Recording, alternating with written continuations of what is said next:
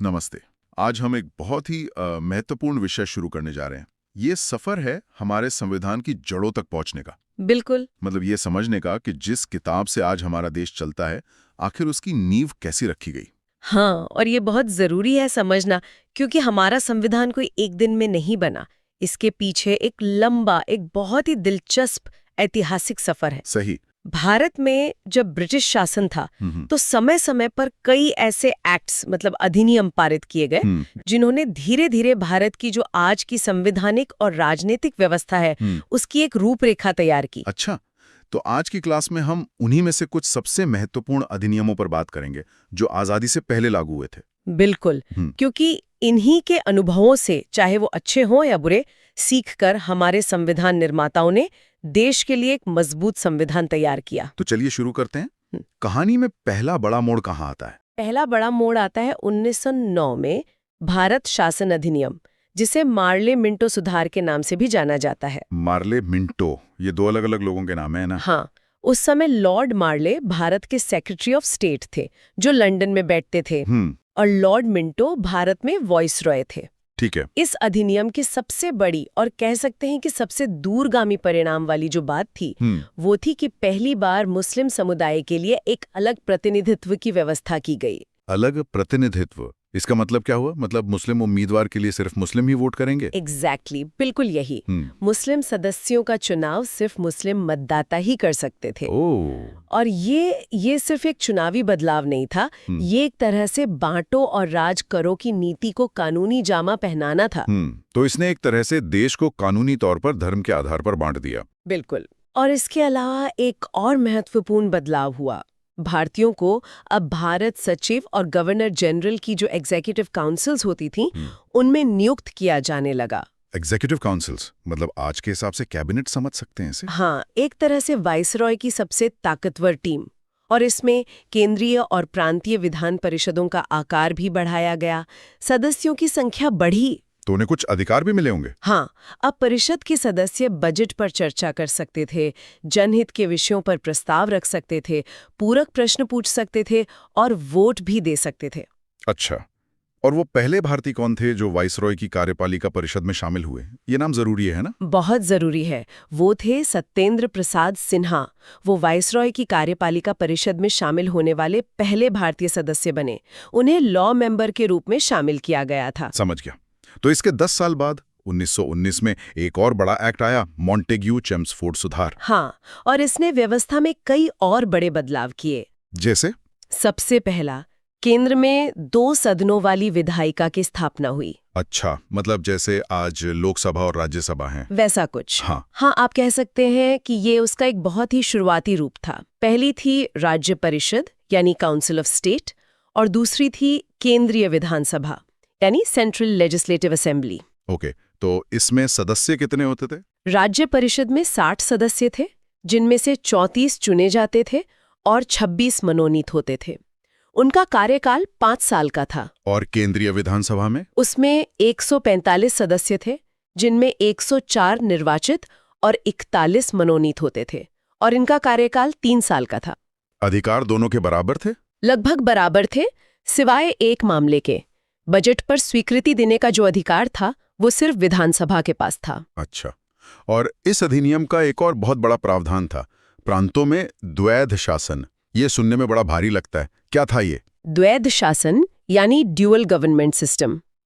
इसके तहत प्रांतों के विषयों को 2 हिस्सों में बांट दिया गया। 2 हिस्से? हाँ, आरक्षित और हस्तांतरित, रिजर्व्ड और ट्रांसफर्ड। ओके, तो आरक्षित विषयों में क्या क्या था? जो भी महत्वपूर्ण चीजें थीं, जैसे वित्त, भूमि कर, न्याय, पुलिस, पेंशन, ये सब आरक्षित थीं। इन पर गवर्नर अपनी कार्यपालक परिषद की मदद से शासन करता था, जिसमें ज्यादातर अंग्रेज थे। और हस्तांतरित में? हस्तांतरित विषयों में शिक्षा, स्वास्थ्य, स्थानीय स्वशासन, कृषि जैसे विषय थे। इन पर शासन तो गवर्नर ही करता था, लेकिन भारतीय मंत्रियों की सलाह से, और ये मंत्री विधान परिषद के प्रति उत्तरदायी थे। मतलब जिम्मेदारी दे दी, लेकिन पावर और पैसा अपने पास रख लिया। बिल्कुल। आपके पास स्कूल चलाने का विभाग तो है, पर उसके लिए पैसा कहाँ से आएगा, ये आपके हाथ में नहीं है। ये सिस्टम फेल होने के लिए ही बनाया गया था। तो ये व्यवस्था बाद में खत्म कर दी गई होगी? हाँ, ये जो द्वैध शासन की व्यवस्था थी, ये आगे चलकर 1935 के एक्ट द्वारा समाप्त कर दी गई। ठीक है। इस 1919 के एक्ट में और भी कुछ खास था? हाँ, दो चीजें और थीं। एक तो भारत के लिए एक महालेखा परीक्षक मतलब ऑडिटर जनरल की नियुक्ति का अधिकार भारत सचिव को दिया गया। और दूसरा? और इसी एक्ट में भारत में एक लोक सेवा आयोग यानी पब्लिक सर्विस कमीशन के गठन का भी प्रावधान किया गया था। अच्छा, तो यूपीएससी की नींव एक तरह से यहीं रखी गई? एक तरह से, हाँ। चलिए, अब हम आते हैं उस अधिनियम पर जिसके बारे में कहा जाता है कि हमारे आज के संविधान पर उसका सबसे गहरा असर पड़ा है। 1935 का भारत शासन अधिनियम। गहरा असर कहना तो बहुत छोटा शब्द होगा। ये एक बहुत ही लंबा और विस्तृत दस्तावेज था। इसमें 451 धाराएं और 15 परिशिष्ट थे। 451? हाँ। हमारे मूल संविधान से भी ज्यादा। हाँ, इसकी कुछ मुख्य बातें समझते हैं। पहली, एक अखिल भारतीय संघ यानी ऑल इंडिया फेडरेशन का प्रस्ताव था। इसमें कौन-कौन शामिल होता? इसमें 11 ब्रिटिश प्रांत, 6 चीफ कमिश्नर क्षेत्र और वो देशी रियासतें शामिल होनी थी जो अपनी मर्जी से शामिल होना चाहें। अच्छा, तो रियासतों के लिए ये ऑप्शनल था? हाँ, प्रांतों का शामिल होना अनिवार्य था, पर रियासतों के लिए ये ऐच्छिक था। और क्योंकि रियासतें इसमें शामिल नहीं हुई तो ये संघ कभी बन ही नहीं पाया। एग्जैक्टली। दूसरी बात, प्रांतों में जो द्वैध शासन था उसे खत्म कर दिया गया और उन्हें स्वायत्तता दी गई। मतलब प्रोविंशियल ऑटोनॉमी। बिल्कुल। प्रांतीय सरकारों को अब अपने मामलों में ज्यादा अधिकार मिल गए और इसके बजाय केंद्र में द्वैध शासन की स्थापना की गई। अच्छा, तो प्रांतों से हटा के केंद्र में लगा दिया। और क्या था इसमें? इसमें एक संघीय न्यायालय यानी फेडरल कोर्ट की भी व्यवस्था की गई थी। इस अदालत का अधिकार क्षेत्र प्रांतों और रियासतों तक था। तो ये सुप्रीम कोर्ट की तरह था? एक तरह से, पर इससे जुड़ा कोई भी अंतिम फैसला लेने की शक्ति लंदन की प्रिवे काउंसिल के पास ही थी। और क्या इस अधिनियम में हम भारतीय कोई बदलाव कर सकते थे? बिल्कुल नहीं। इसमें बदलाव करने का अधिकार सिर्फ ब्रिटिश संसद के पास था। भारत की कोई भी विधानसभा इसमें संशोधन नहीं कर सकती थी। और वो जो 1909 में सांप्रदायिक निर्वाचन पद्धति शुरू हुई थी, उसका क्या हुआ? उसका और विस्तार किया गया। मतलब? अब इसमें दलित जातियों, भारतीय ईसाइयों, यूरोपियों और आंग्ल भारतीयों को भी शामिल कर लिया गया। बांटो और राज करो की नीति को और आगे बढ़ाया गया। ये तो बहुत ही चालाकी से किया गया था। बिल्कुल। एक और खास बात, इस अधिनियम में कोई प्रस्तावना नहीं थी, कोई प्रियम्बल नहीं था और इसी अधिनियम के द्वारा बर्मा को भारत से अलग कर दिया गया। अच्छा, तो बर्मा इसी एक्ट से अलग हुआ था। ठीक है।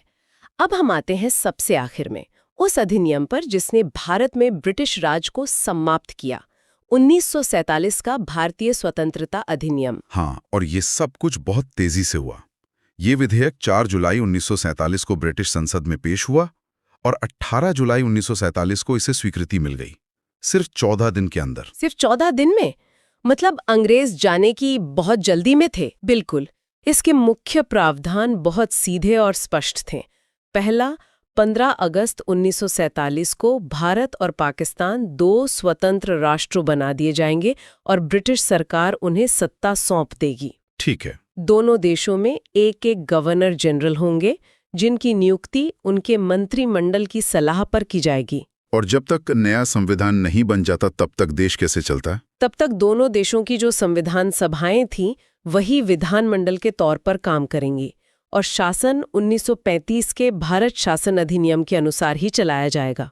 उसमें कुछ बदलाव करने की छूट थी? हाँ, दोनों देश अपनी जरूरत के हिसाब से उसमें बदलाव कर सकते थे। और उन सैकड़ों देसी रियासतों का क्या हुआ? यहीं पर एक बहुत बड़ी चुनौती छोड़ दी गई। देशी रियासतों को ये स्वतंत्रता दी गई कि वे चाहें तो भारत में शामिल हों या पाकिस्तान में, या फिर स्वतंत्र रहें। हाँ, और इसी ने आगे चलकर कई बड़ी समस्याओं को जन्म दिया। तो आज हमने देखा कि कैसे 1909 से लेकर 1947 तक के इन अधिनियमों ने धीरे धीरे भारत में एक ऐसी प्रशासनिक और विधायी व्यवस्था को जन्म दिया जो हमारे संविधान की नींव बनी। बिल्कुल। इन अधिनियमों के जो प्रावधान थे, चाहे वो सफल रहे हों या असफल, उन्होंने हमारे संविधान निर्माताओं को एक ढांचा और एक बहुत जरूरी अनुभव प्रदान किया। सही कहा। इन सभी अधिनियमों के बाद जो अगला तार्किक कदम था वो था भारत के अपने संविधान का निर्माण, जो पूरी तरह से भारतीय लोगों द्वारा भारतीय लोगों के लिए बनाया गया हो। तो अगली क्लास में हम इसी विषय पर आगे बढ़ेंगे और जानेंगे कि भारत की संविधान सभा का गठन कैसे हुआ और हमारे संविधान के निर्माण की प्रक्रिया कैसे पूरी हुई। बिल्कुल।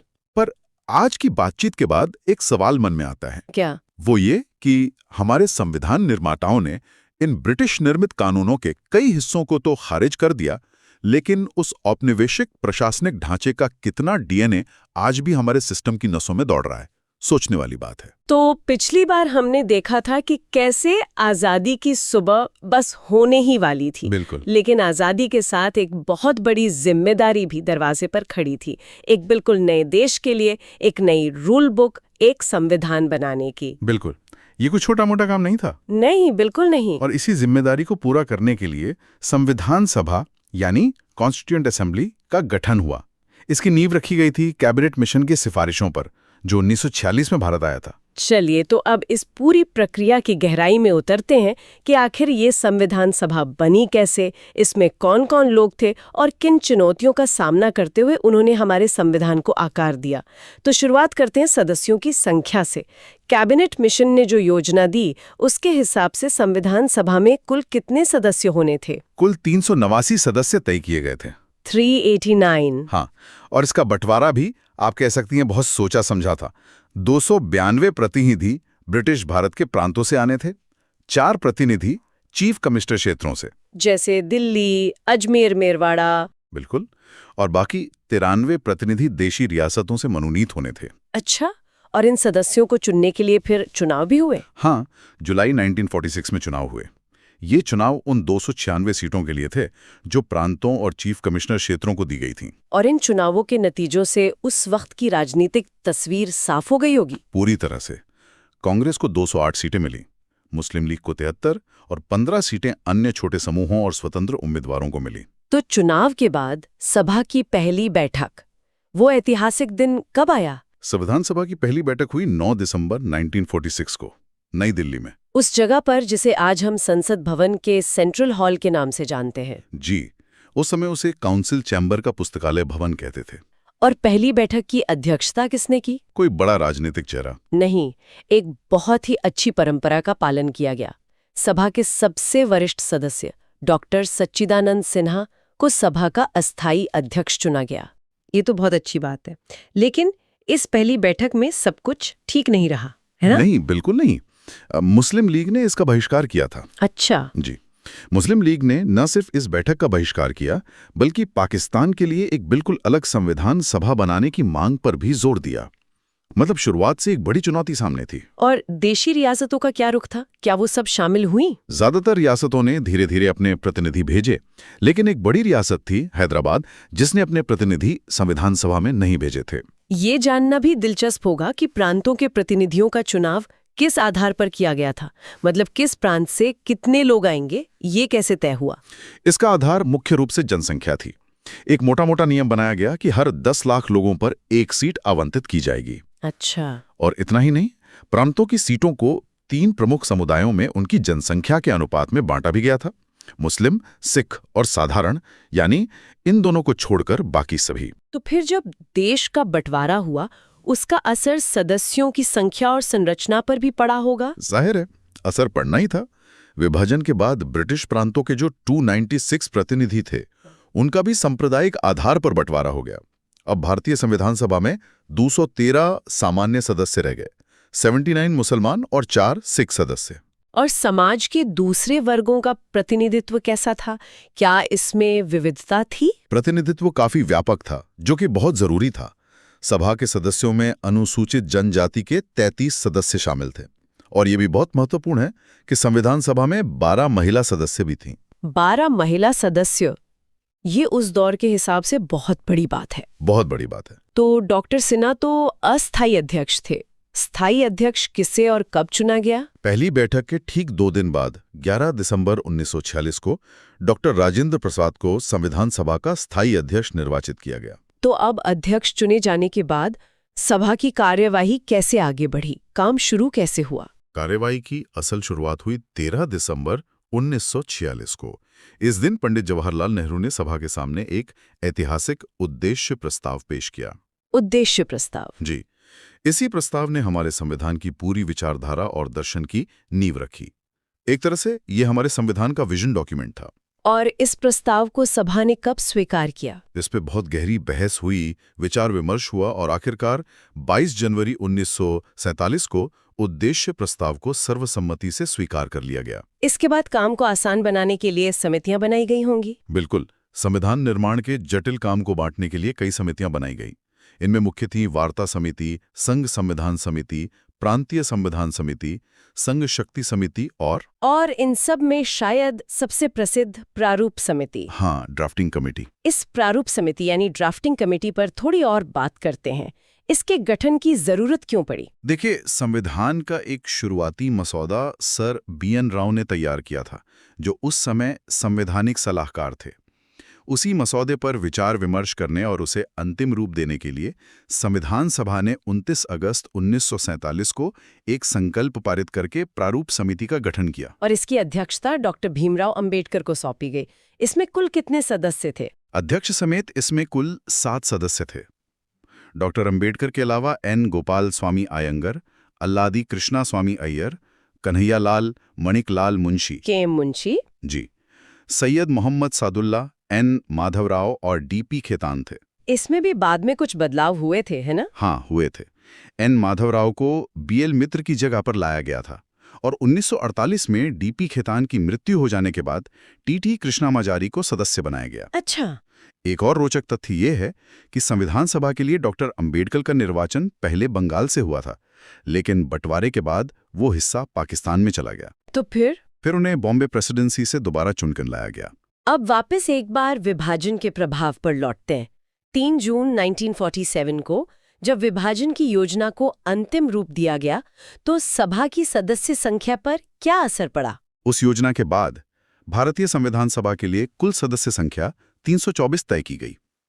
इसमें 235 स्थान प्रांतों के लिए रखे गए और 89 स्थान देशी राज्यों के लिए। और इस पुनर्गठित सभा की स्थिति क्या थी? मतलब अंतिम रूप से कितने सदस्य बचे? देश विभाजन के बाद संविधान सभा का पुनर्गठन 31 अक्टूबर 1947 को किया गया और 31 दिसंबर 1947 तक इसकी सदस्य संख्या 299 रह गई थी। 299? जी, इसमें प्रांतीय सदस्यों की संख्या 229 थी और देशी रियासतों के प्रतिनिधियों की संख्या 70 थी। तो अब प्रारूप समिति ने अपना काम पूरा करके रिपोर्ट कब सौंपी? समिति ने प्रारूप पर महीनों विचार विमर्श करने के बाद 21 फरवरी 1948 को अपनी रिपोर्ट संविधान सभा को पेश कर दी। इसके बाद इस रिपोर्ट पर सभा में चर्चा हुई होगी। इस प्रक्रिया को वाचन या रीडिंग कहते हैं, सही कहा ना मैंने? एकदम सही। संविधान के प्रारूप पर सभा में 3 वाचन हुए। पहला वाचन 4 नवंबर से 9 नवंबर 1948 तक चला। और दूसरा? वो शायद सबसे लंबा था। हाँ, दूसरा वाचन सबसे लंबा और सबसे महत्वपूर्ण था। वो 15 नवंबर 1948 को शुरू हुआ और अगले साल 17 अक्टूबर 1949 तक चला। इसी में एक-एक क्लॉज पर बहस हुई लगभग 1 साल तक। और फिर तीसरा वाचन 14 नवंबर 1949 को शुरू हुआ और 26 नवंबर 1949 तक चला। और इसी दिन 26 नवंबर 1949 को संविधान सभा द्वारा संविधान को पारित कर दिया गया। जिस दिन संविधान पारित हुआ उस दिन कितने सदस्य उपस्थित थे? उस ऐतिहासिक दिन पर सभा में 284 सदस्य उपस्थित थे और उन सभी ने इस पर हस्ताक्षर किए। एक बार फिर से उन प्रमुख समितियों और उनके अध्यक्षों के नाम दोहरा लेते हैं, क्योंकि ये अक्सर पूछे जाते हैं। अवश्य। संचालन समिति के अध्यक्ष डॉक्टर राजेंद्र प्रसाद थे। संघ संविधान समिति के अध्यक्ष पंडित जवाहरलाल नेहरू थे। प्रांतीय संविधान समिति सरदार पटेल के पास थी। जी। और प्रारूप समिति के अध्यक्ष डॉक्टर भीमराव अंबेडकर। संघ शक्ति समिति की अध्यक्षता भी पंडित नेहरू ही कर रहे थे। आप कुछ आंकड़ों पर बात करते हैं। इस पूरी प्रक्रिया में कुल कितना समय लगा? कुल 2 वर्ष 11 महीने और 18 दिन का समय लगा। और इसके प्रारूप पर कितने दिन बहस चली? संविधान के प्रारूप पर कुल 114 दिन तक बहस हुई थी। उस समय इस पूरे काम में खर्च कितना आया? उस समय कुल खर्च 63,96,729 रुपए का हुआ था। और जब संविधान को 26 नवंबर 1949 को पारित किया गया, तब उसका अंतिम स्वरूप क्या था? उस समय इसमें कुल 22 भाग, 395 अनुच्छेद और 8 अनुसूचियां थी। और वर्तमान में क्या स्थिति है? वर्तमान समय में भाग और अनुच्छेदों की संख्या वही है, लेकिन अनुसूचियों की संख्या बढ़कर 8 से 12 हो गई है। तो ये थी संविधान सभा के गठन से लेकर संविधान के पारित होने तक की एक विस्तृत यात्रा। बिल्कुल, ये एक असाधारण प्रक्रिया थी जिसमें विभाजन की चुनौतियों और विभिन्न विचारधाराओं के बीच बहस से गुजरते हुए दुनिया के सबसे लंबे लिखित संविधान ने आकार लिया। अगली कक्षा में हम संविधान के कुछ और महत्वपूर्ण पहलुओं जैसे कि इसकी प्रस्तावना और विदेशी स्रोतों पर चर्चा करेंगे। आज के लिए इतना ही। ठीक है, तो अब हम भारतीय संविधान के उद्देश्य यानी प्रस्तावना पर आते हैं। नेहरू जी ने जो उद्देश्य संकल्प पेश किया था, उसके जो महान आदर्श थे, वही हमारे संविधान के प्रस्तावना की आत्मा बने। और ये जानना बहुत जरूरी है कि प्रस्तावना सिर्फ एक परिचय नहीं है, ये पूरे संविधान का दर्शन है, उसका सार है।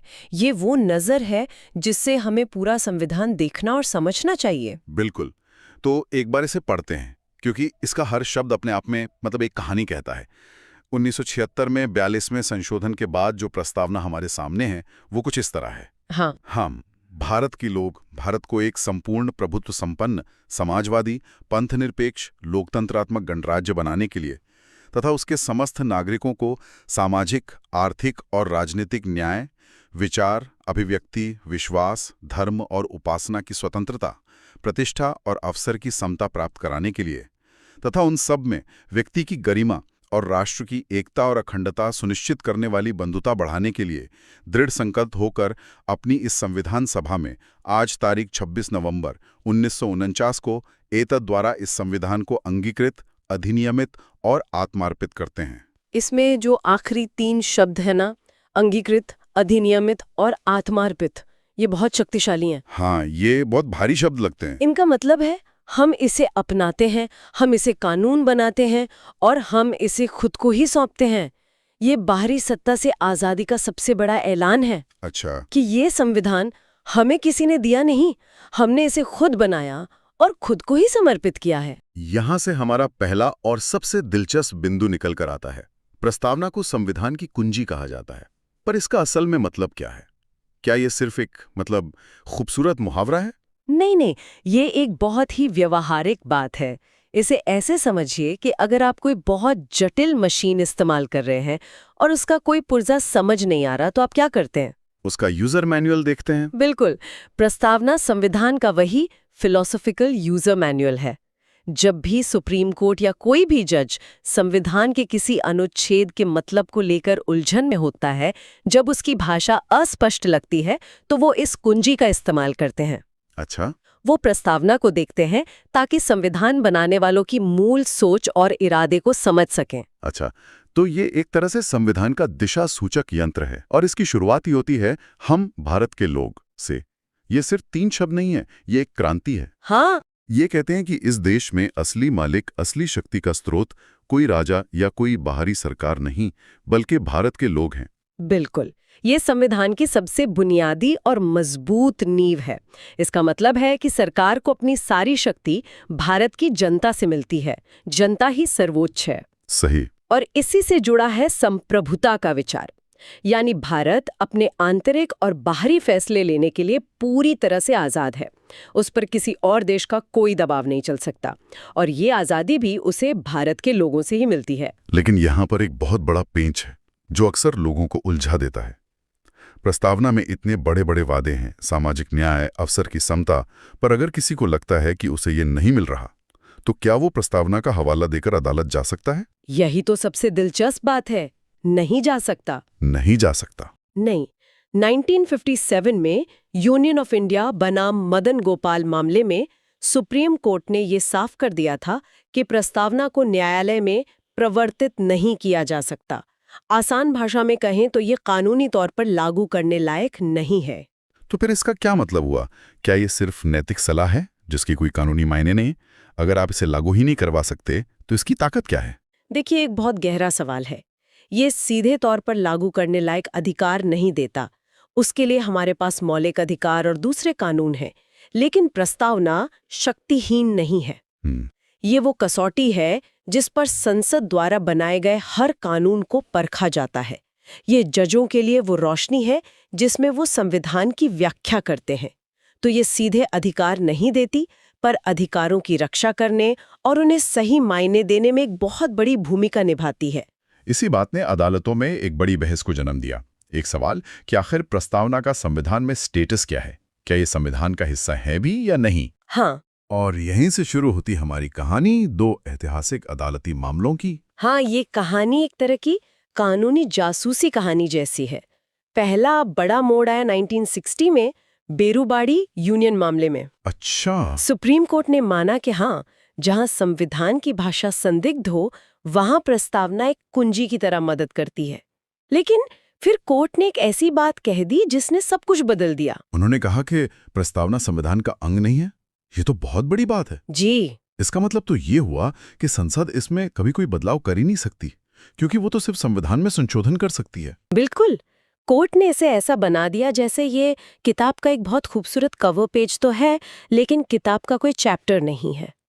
तो 13 सालों तक, 1960 से 1973 तक, प्रस्तावना एक तरह के कानूनी लिम्बो में फंसी रही। महत्वपूर्ण, लेकिन संविधान के शरीर का हिस्सा नहीं। और फिर आया 1973 का वो साल जिसने भारतीय संविधान को हमेशा के लिए बदल दिया।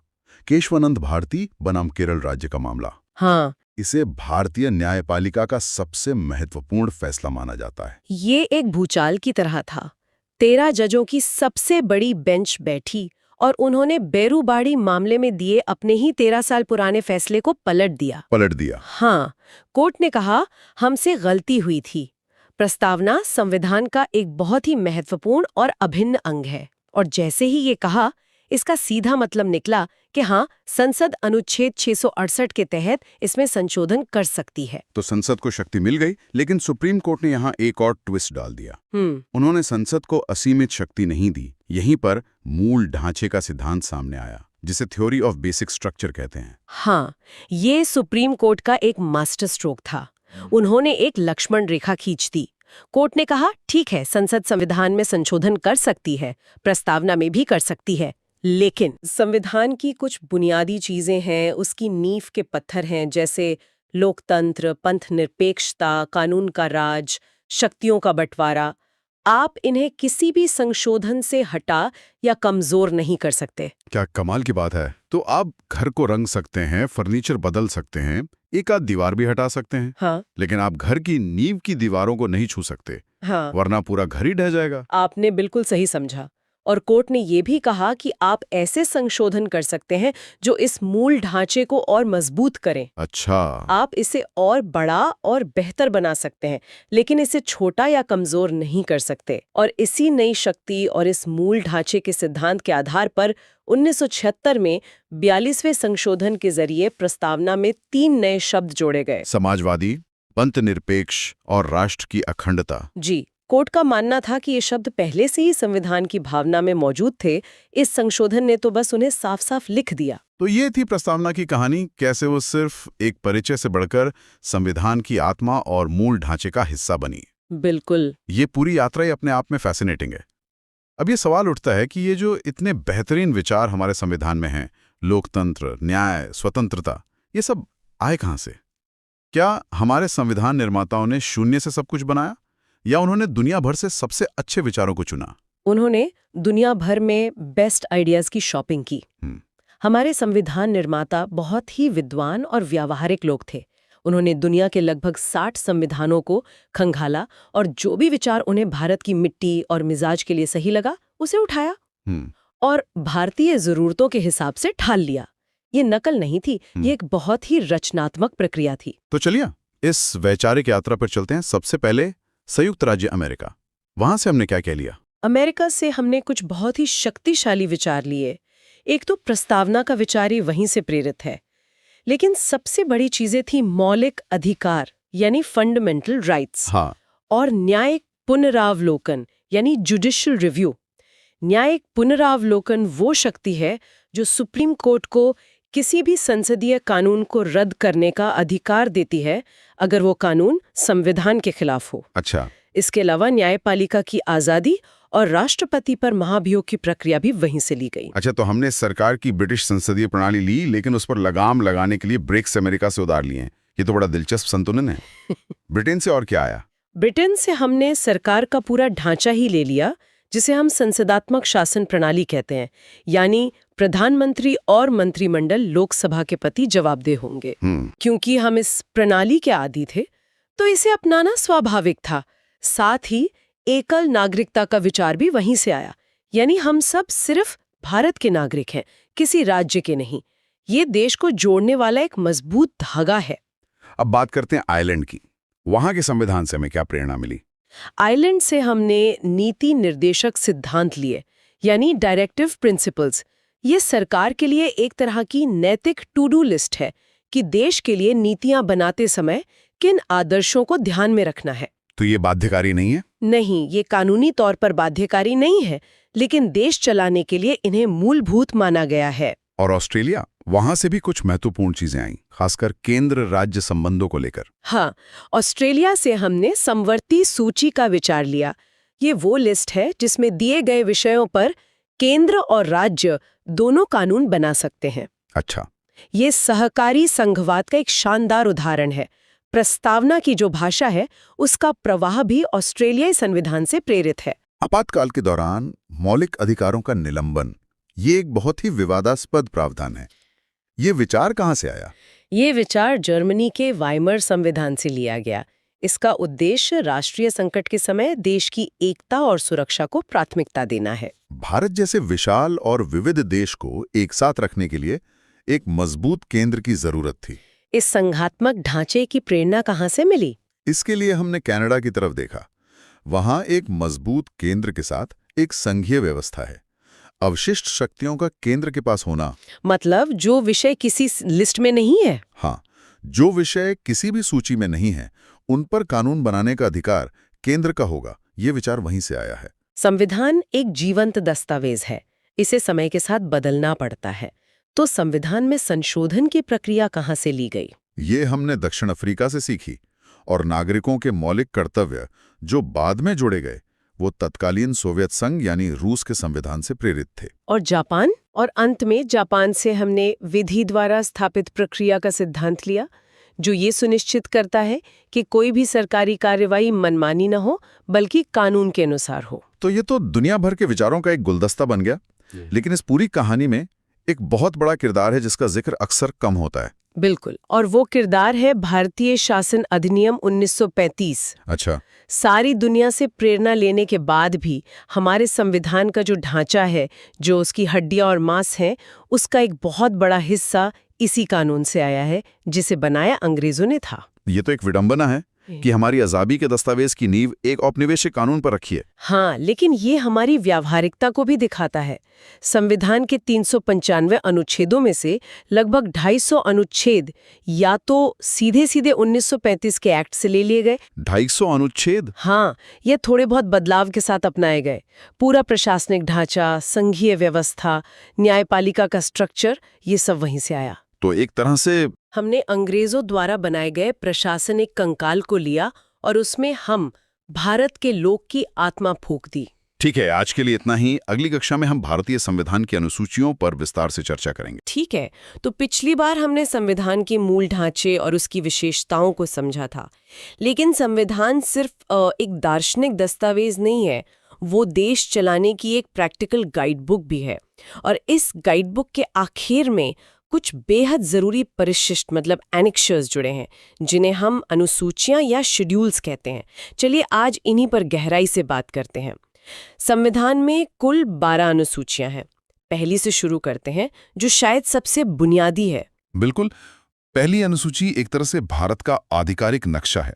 इसमें साफ साफ लिखा है कि भारत के कौन कौन से राज्य हैं और कौन कौन से केंद्र शासित प्रदेश हैं। आज की तारीख में इसमें 28 राज्यों और 7 केंद्र शासित प्रदेशों का जिक्र मिलता है। अच्छा। और इसी से जुड़ा एक मजेदार फैक्ट ये है कि दिल्ली को जो हम राष्ट्रीय राजधानी क्षेत्र या एनसीआर कहते हैं, वो दर्जा उसे 69 में संविधान संशोधन के जरिए मिला था, और इसका जिक्र भी इसी अनुसूची से जुड़ा है। दिलचस्प। तो पहली अनुसूची भारत की जमीन मतलब टेरिटरी तय करती है। अब इस जमीन पर जो सरकार चलेगी, उसमें जो सबसे बड़े संवैधानिक पदों पर लोग बैठेंगे, उनके वेतन और सुविधाओं के बारे में भी तो संविधान को कुछ कहना होगा, ताकि कोई अपनी मनमर्जी न चला सके। बिल्कुल सही पॉइंट है, और यही काम दूसरी अनुसूची करती है। इसमें एक लंबी चौड़ी लिस्ट है, पर उसका सार ये है कि देश के सभी शीर्ष संवैधानिक पदों पर बैठे लोग, जैसे राष्ट्रपति, governor, supreme court, high court के जज, सीएगी, स्पीकर, इन सब की सैलरी, भत्ते और पेंशन कानून द्वारा तय होंगे। मतलब ये एक तरह की आर्थिक सुरक्षा और स्वायत्तता की गारंटी है। जी, ताकि वे बिना किसी दबाव के काम कर सकें। और जाहिर है, जहां वेतन और भत्ते की बात होगी, वहां जिम्मेदारियों की भी बात होगी। पद ग्रहण करने से पहले कोई शपथ या प्रतिज्ञा भी तो होती होगी। जी हाँ, और वो हमें सीधे तीसरी अनुसूची पर ले आती है। इसमें इन्हीं सब पदाधिकारियों, मंत्रियों और सांसदों द्वारा ली जाने वाली शपथ का पूरा प्रारूप, मतलब एग्जैक्ट वर्डिंग दी गई है। संविधान के प्रति निष्ठा की शपथ, पद और गोपनीयता की शपथ, ये सब इसी में बताया गया है। ठीक है, तो नक्शा हो गया, उस पर काम करने वालों की सैलरी हो गई और उनकी शपथ भी हो गई। अब आते हैं लोकतंत्र के एक और अहम पहलू पर, राज्यों का प्रतिनिधित्व, खासकर राज्यसभा में, जिसे काउंसिल ऑफ स्टेट्स भी कहते हैं। किस राज्य से कितने लोग आएंगे, ये कौन तय करता है? ये सवाल हमें सीधे चौथी अनुसूची पर ले आता है। इसमें हर राज्य और केंद्र शासित प्रदेश के लिए राज्यसभा में सीटों की संख्या आवंटित की गई है। उत्तर प्रदेश जैसे बड़े राज्य से ज्यादा सीटें हैं, तो गोवा और सिक्किम जैसे छोटे राज्यों से कम। ये आबादी के अनुपात में होता है। अगली दो अनुसूचियां, 5वीं और 6ठी, अक्सर लोगों को कंफ्यूज करती हैं। दोनों ही आदिवासी यानी जनजातीय क्षेत्रों के प्रशासन से जुड़ी हैं। तो इनमें फर्क क्या है? ये बहुत अच्छा सवाल है, क्योंकि ये कन्फ्यूजन काफी आम है। देखिए, 5वीं अनुसूची एक सामान्य छाते की तरह है। ये देश के ज्यादातर राज्यों में फैले अनुसूचित क्षेत्रों और अनुसूचित जनजातियों के प्रशासन और नियंत्रण के लिए एक जनरल फ्रेमवर्क देती है। और 6ठी अनुसूची? लेकिन 6ठी अनुसूची एक स्पेशल प्रोविजन है, जो सिर्फ और सिर्फ 4 राज्यों पर लागू होती है: असम, मेघालय, त्रिपुरा और मिजोरम। सिर्फ ये 4 राज्य ही क्यों? इनमें ऐसा क्या खास है? क्योंकि इन राज्यों की जनजातीय आबादी और उनकी संस्कृति बहुत ही विशिष्ट है। संविधान निर्माताओं को लगा कि इनकी स्वायत्तता और सांस्कृतिक पहचान को बचाने के लिए ज्यादा मजबूत कानूनी सुरक्षा की जरूरत है। इसलिए 6ठी अनुसूची के तहत वहां स्वायत्त जिला परिषदों का गठन किया गया, जिन्हें अपने मामलों में कानून बनाने तक के अधिकार हैं। अच्छा, तो ये एक बड़ा फर्क है। 5वीं अनुसूची संरक्षण देती है और 6ठी अनुसूची स्वायत्तता देती है। बिल्कुल, ये एक बहुत ही अहम अंतर है। पहली है संघ सूची या यूनियन लिस्ट। इसमें रक्षा, विदेश मामले, रेलवे, करेंसी जैसे राष्ट्रीय महत्व के विषय हैं, जिन पर कानून बनाने का अधिकार सिर्फ केंद्र सरकार का है। सिर्फ और सिर्फ केंद्र सरकार का। शुरुआत में इसमें 97 विषय थे, अब लगभग 98 हैं। ठीक है, ये तो समझ आता है। और दूसरी लिस्ट? दूसरी है राज्य सूची या स्टेट लिस्ट। इसमें पुलिस, स्थानीय शासन, कृषि, जन स्वास्थ्य जैसे विषय हैं, जिन पर सामान्य तौर पर राज्य सरकारें कानून बनाती हैं। लेकिन यहाँ एक पेच है। वो क्या? अगर राष्ट्रीय हित का कोई मामला हो, तो केंद्र सरकार भी राज्य सूची के विषय पर कानून बना सकती है। समय के साथ इसके कुछ विषय हटाए गए हैं। पहले इसमें 66 थे, अब करीब 62 हैं। यहीं पर तो असली टकराव की गुंजाइश बनती होगी। और तीसरी लिस्ट, वो इस टकराव को और बढ़ाती है या सुलझाती है? तीसरी लिस्ट है समवर्ती सूची या कॉन्करेंट लिस्ट। इसमें शिक्षा, वन, मजदूर संघ जैसे विषय हैं। इस पर केंद्र और राज्य दोनों कानून बना सकते हैं। ये सहयोग की भावना को बढ़ावा देने के लिए है। लेकिन अगर दोनों के बनाए कानूनों में कोई टकराव हो, तब? तो हमेशा केंद्र का कानून ही मान्य होगा। ये भारत के संघीय ढांचे के एकात्मक झुकाव को दिखाता है। इसमें पहले 47 विषय थे, जो अब बढ़कर 52 हो गए हैं। मतलब शक्तियों का बंटवारा तो है, लेकिन पलड़ा हमेशा केंद्र की तरफ थोड़ा भारी रहता है। चलिए, अब भाषाओं पर आते हैं। भारत इतनी विविधताओं वाला देश है, तो संविधान ने भाषाओं को कैसे जगह दी? इसके लिए 8वीं अनुसूची है। इसमें भारत की मान्यता प्राप्त भाषाओं का उल्लेख है।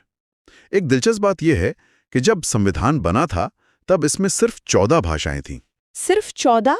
जी, लेकिन समय के साथ और भी भाषाओं को इसमें जोड़ा गया। जैसे 1967 में सिंधी को, फिर 1992 में कोंकणी, मणिपुरी और नेपाली को, और 2004 में मैथिली, संथाली, डोगरी और बोडो को शामिल किया गया। आज इसमें 22 भाषाएं हैं।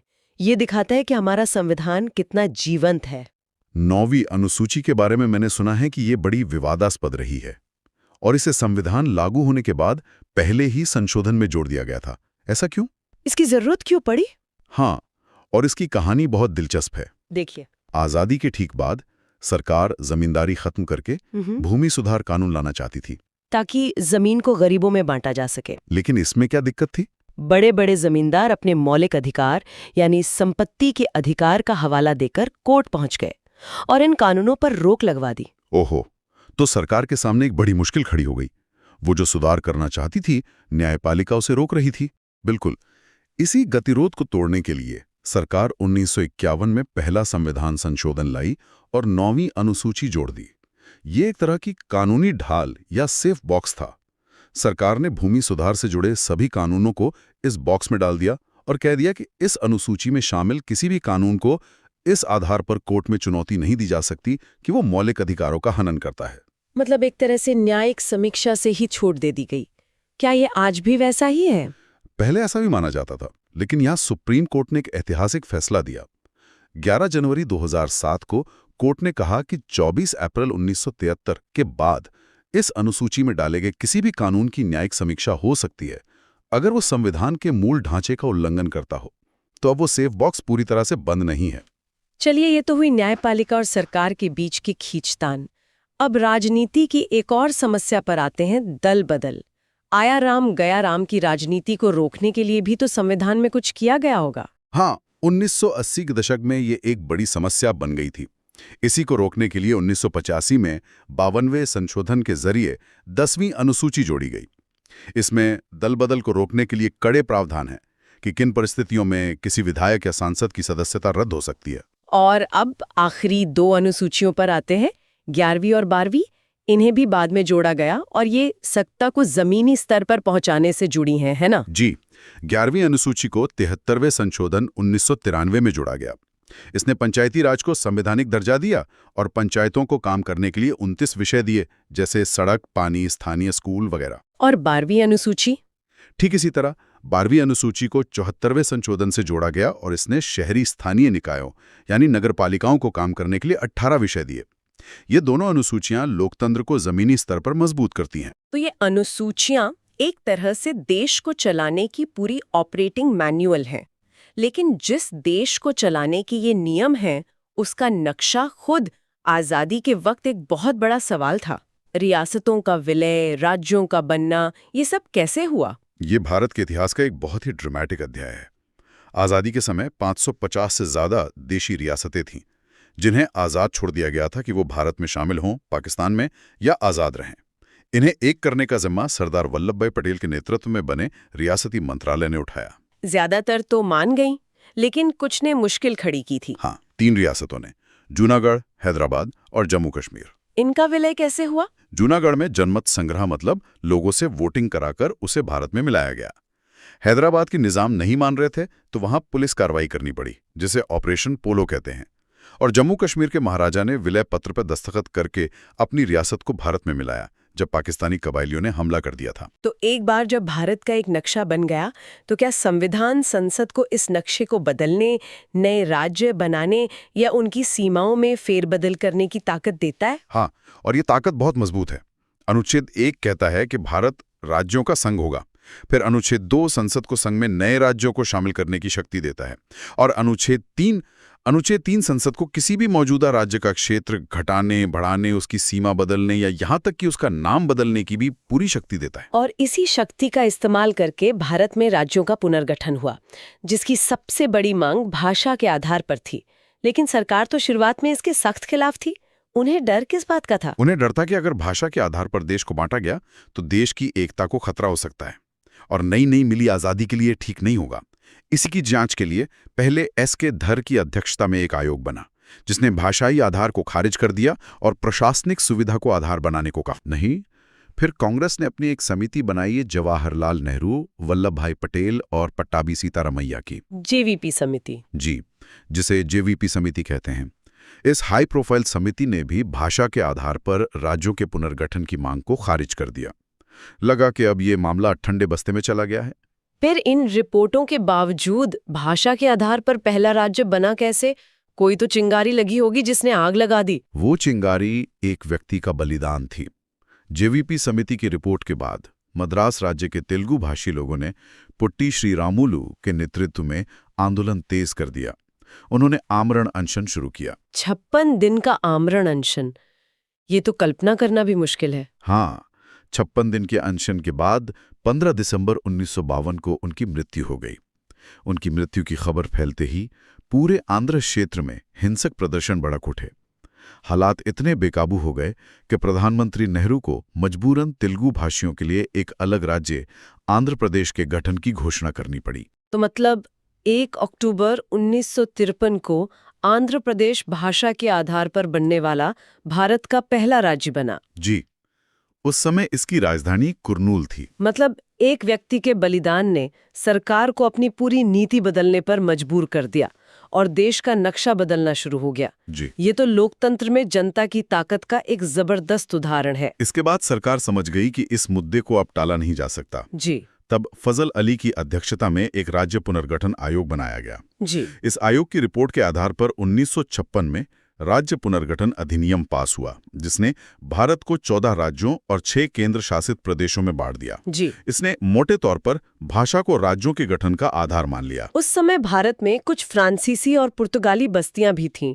उनका विलय कैसे हुआ? 1954 में फ्रांस ने अपनी बस्तियां पौंडीचेरी, यनाम, चंद्रनगर, करिकाल शांति से भारत को सौंप दी, जिन्हें मिलाकर पौंडीचेरी केंद्र शासित प्रदेश बना। जी लेकिन पुर्तगाल गोवा, दमन और दीव को छोड़ने को तैयार नहीं था। तो वहां क्या हुआ? आखिरकार दिसंबर 1961 में सैन्य कार्यवाही करके इन इलाकों को आजाद कराया गया और संविधान में संशोधन करके भारत का अंग बना लिया गया। और राज्यों के बनने का ये सिलसिला 1956 के बाद भी जारी रहा। जैसे बम्बई राज्य का विभाजन हुआ। जी 1 मई 1960 को मराठी और गुजराती भाषियों के बीच संघर्ष के कारण बम्बई राज्य को 2 हिस्सों में बांटा गया, महाराष्ट्र और गुजरात। जी फिर 1 दिसंबर 1963 को नागा आंदोलन के बाद नागालैंड को अलग राज्य का दर्जा मिला। और पंजाब?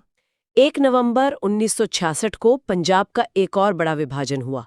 पंजाबी भाषी इलाकों को पंजाब और हिंदी भाषी इलाकों को हरियाणा नाम से नया राज्य बनाया गया। और 70 के दशक की शुरुआत में उत्तर पूर्व में कई बड़े बदलाव हुए। हाँ, पहले तो उत्तर भारत में 25 जनवरी 1971 को हिमाचल प्रदेश को पूर्ण राज्य का दर्जा मिला और उसके ठीक 1 साल बाद 21 जनवरी 1972 को उत्तर पूर्व का नक्शा बदला, जब मणिपुर, त्रिपुरा और मेघालय तीनों को एक साथ पूर्ण राज्य का दर्जा दिया गया। ठीक है, तो आज हमने 1972 तक भारत के राजनीतिक नक्शे के बनने और बदलने की इस पूरी प्रक्रिया को काफी विस्तार से देखा।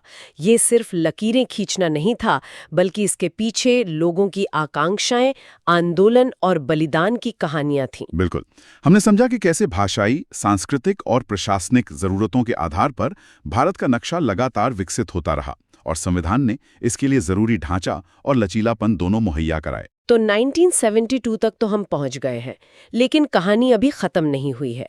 इसके बाद भी सिक्किम का विलय हुआ, मिजोरम और गोवा जैसे राज्य बने। अगली बार हम इसी क्रम को आगे बढ़ाएंगे और जानेंगे कि भारत का मौजूदा नक्शा अपनी अंतिम शक्ल में कैसे आया।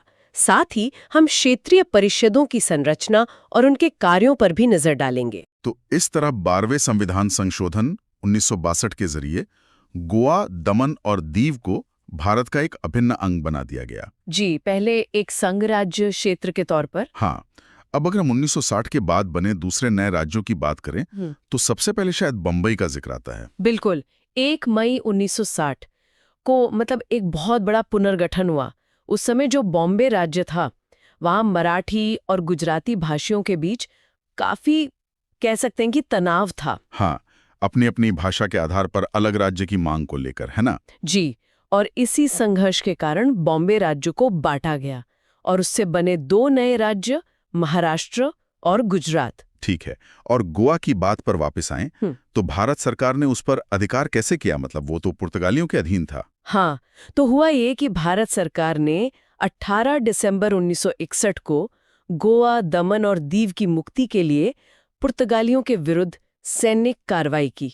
अच्छा, मतलब मिलिट्री एक्शन लेना पड़ा। जी, और उसके बाद उन पर पूरी तरह से अधिकार कर लिया गया। और इसी दौर में पूर्वोत्तर में भी काफी कुछ चल रहा था। नागालैंड की बात करते हैं। हाँ, नागा आंदोलन एक बहुत बहुत पुराना और मजबूत आंदोलन था।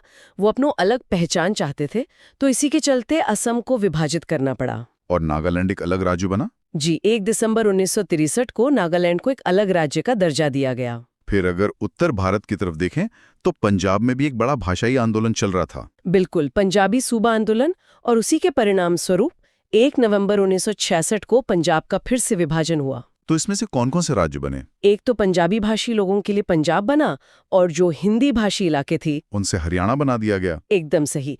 तो इस तरह 2 राज्य बना दिए गए। ये तो 60 के दशक की बात हो गई। 70 के दशक में भी ये प्रक्रिया जारी रही। हाँ बिल्कुल, 21 जनवरी 1972 को एक साथ 3 राज्यों को पूर्ण राज्य का दर्जा मिला। 3 राज्य कौन-कौन से? मणिपुर, त्रिपुरा और मेघालय। अच्छा, ये तीनों पहले केंद्र शासित प्रदेश थे? मणिपुर और त्रिपुरा थे, और मेघालय को असम से अलग करके बनाया गया था। और सिक्किम का भारत में विलय भी तो इसी दशक में हुआ था। वो कहानी भी बहुत दिलचस्प है। जी, 26 अप्रैल 1975 को सिक्किम भारत का 22वां राज्य बना।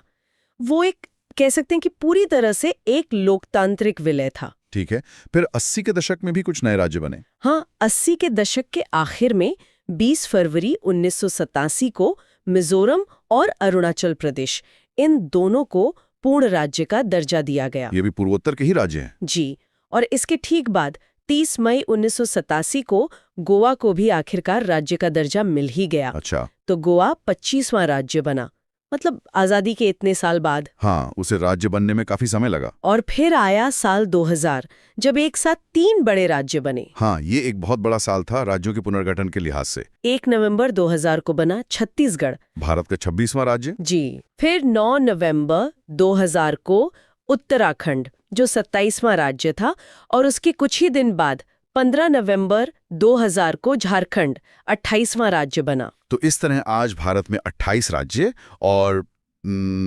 8 केंद्र शासित प्रदेश हैं। बिल्कुल और ये सभी संविधान की पहली अनुसूची में शामिल हैं। बिल्कुल। अब इतने सारे राज्य बन गए तो इनके बीच एक और महत्वपूर्ण विषय जुड़ता है, वो है क्षेत्रीय परिषदें, जोनल काउंसिल्स। हाँ, ये बहुत ही जरूरी विषय है। देखिए, जब इतने राज्य होंगे तो उनके बीच आपसी सहयोग और समन्वय के लिए कोई मंच तो चाहिए। बिल्कुल। इसी सोच के साथ भारत में 5 क्षेत्रीय परिषदों की स्थापना की गई, और इनका गठन राष्ट्रपति के द्वारा किया जाता है। और इनका अध्यक्ष कौन होता है? देश के केंद्रीय गृह मंत्री या फिर राष्ट्रपति किसी और केंद्रीय मंत्री को मनोनीत कर सकते हैं। वो इन परिषदों के अध्यक्ष होते हैं। और उपाध्यक्ष? जो सदस्य राज्य हैं उनके मुख्यमंत्री, वो बारी-बारी से, मतलब हर साल बदलते रहते हैं, उपाध्यक्ष बनते हैं। यहाँ एक सवाल उठता है, क्या ये परिषदें संवैधानिक निकाय हैं? मतलब क्या इनका जिक्र संविधान में है? नहीं, और ये समझना बहुत जरूरी है। ये संवैधानिक नहीं बल्कि सांविधिक निकाय हैं, स्टैट्यूटरी बॉडीज। अच्छा, मतलब इन्हें संसद ने एक कानून बनाकर बनाया है। बिल्कुल सही। इनका गठन संसद के एक अधिनियम, राज्य पुनर्गठन अधिनियम 1956 के तहत किया गया है। तो चलिए अब इन 5 परिषदों पर एक-एक करके बात करते हैं। सबसे पहले उत्तरी क्षेत्रीय परिषद। जी, उत्तरी क्षेत्रीय परिषद में पंजाब, हरियाणा, राजस्थान, जम्मू कश्मीर, हिमाचल प्रदेश, ये राज्य आते हैं। और केंद्र शासित प्रदेश भी हैं इसमें? हाँ, चंडीगढ़ और दिल्ली, ये दोनों संघ राज्य क्षेत्र भी इसी में शामिल हैं। ठीक है, अब मध्य क्षेत्रीय परिषद की बात करें। मध्य क्षेत्रीय परिषद में, जैसा नाम से ही साफ है, मध्य भारत के राज्य हैं, उत्तर प्रदेश, मध्य प्रदेश, उत्तराखंड और छत्तीसगढ़। ये दिलचस्प है कि उत्तराखंड और छत्तीसगढ़, जो कभी यूपी और एमपी का हिस्सा थे, जी अब उसी परिषद में अपने मूल राज्यों के साथ बैठते हैं। जी, इससे बंटवारे से जुड़े कई पुराने मुद्दों को सुलझाने में भी मदद मिलती है। सही। अब पूर्वी क्षेत्रीय परिषद। पूर्वी क्षेत्रीय परिषद में बिहार, पश्चिम बंगाल, उड़ीसा, झारखंड, असम, सिक्किम, मणिपुर, त्रिपुरा, मेघालय, नागालैंड, अरुणाचल प्रदेश और मिजोरम शामिल हैं। ये काफी बड़ी परिषद है। मतलब इसमें तो पूरा पूर्वी और पूर्वोत्तर भारत आ गया। हाँ, इसमें ये सभी राज्य शामिल हैं। ठीक है। चौथी है पश्चिमी क्षेत्रीय परिषद। जी, इसके सदस्य हैं गुजरात, महाराष्ट्र और गोवा राज्य, और साथ में दमन दीव और दादर तथा नागर हवेली, जो संघ राज्य क्षेत्र हैं। ये तो भारत का एक तरह से इंडस्ट्रियल हब हो गया। बिल्कुल, ये भारत का आर्थिक पावर हाउस है। और आखिर में दक्षिणी क्षेत्रीय परिषद। हाँ, इसमें दक्षिण के राज्य आते हैं, आंध्र प्रदेश, केरल, कर्नाटक, तमिलनाडु और साथ में पुदुचेरी संघ राज्य क्षेत्र। तो ये थीं भारत की 5 क्षेत्रीय परिषदें और उनका गठन। अगली कक्षा में फिर हम भारतीय संविधान के प्रमुख भागों पर चर्चा शुरू करेंगे। हाँ बिल्कुल, लेकिन जाने से पहले इस पर विचार करना जरूरी है, इन क्षेत्रीय परिषदों का गठन राज्यों के बीच सहयोग और समन्वय को बढ़ावा देने के लिए किया गया था। आज के बदलते राजनीतिक परिदृश्य में क्या ये परिषदें अपने उद्देश्यों को पूरा करने में सफल रही हैं या वे केवल सलाहकार बैठकें बनकर रह गई हैं? इसके बारे में सोचिएगा।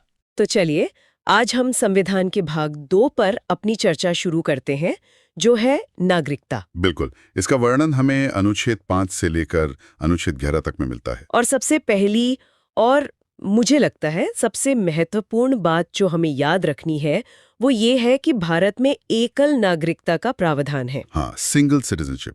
इसका मतलब आप सिर्फ भारत के नागरिक हैं, किसी एक राज्य के नहीं। जैसे अमेरिका में होता है कि आपके पास एक फेडरल और एक स्टेट दोनों नागरिकता होती है, वैसा यहाँ नहीं है। बिल्कुल नहीं, यहाँ आपकी पहचान सिर्फ भारतीय है। ठीक है, तो अब सवाल ये उठता है कि भारत की नागरिकता मिलती कैसे है? इसके लिए एक पूरा कानून है, भारतीय नागरिकता अधिनियम 1955। अच्छा। और इस अधिनियम के हिसाब से किसी भी व्यक्ति को भारतीय नागरिकता कुछ आधारों पर मिल सकती है।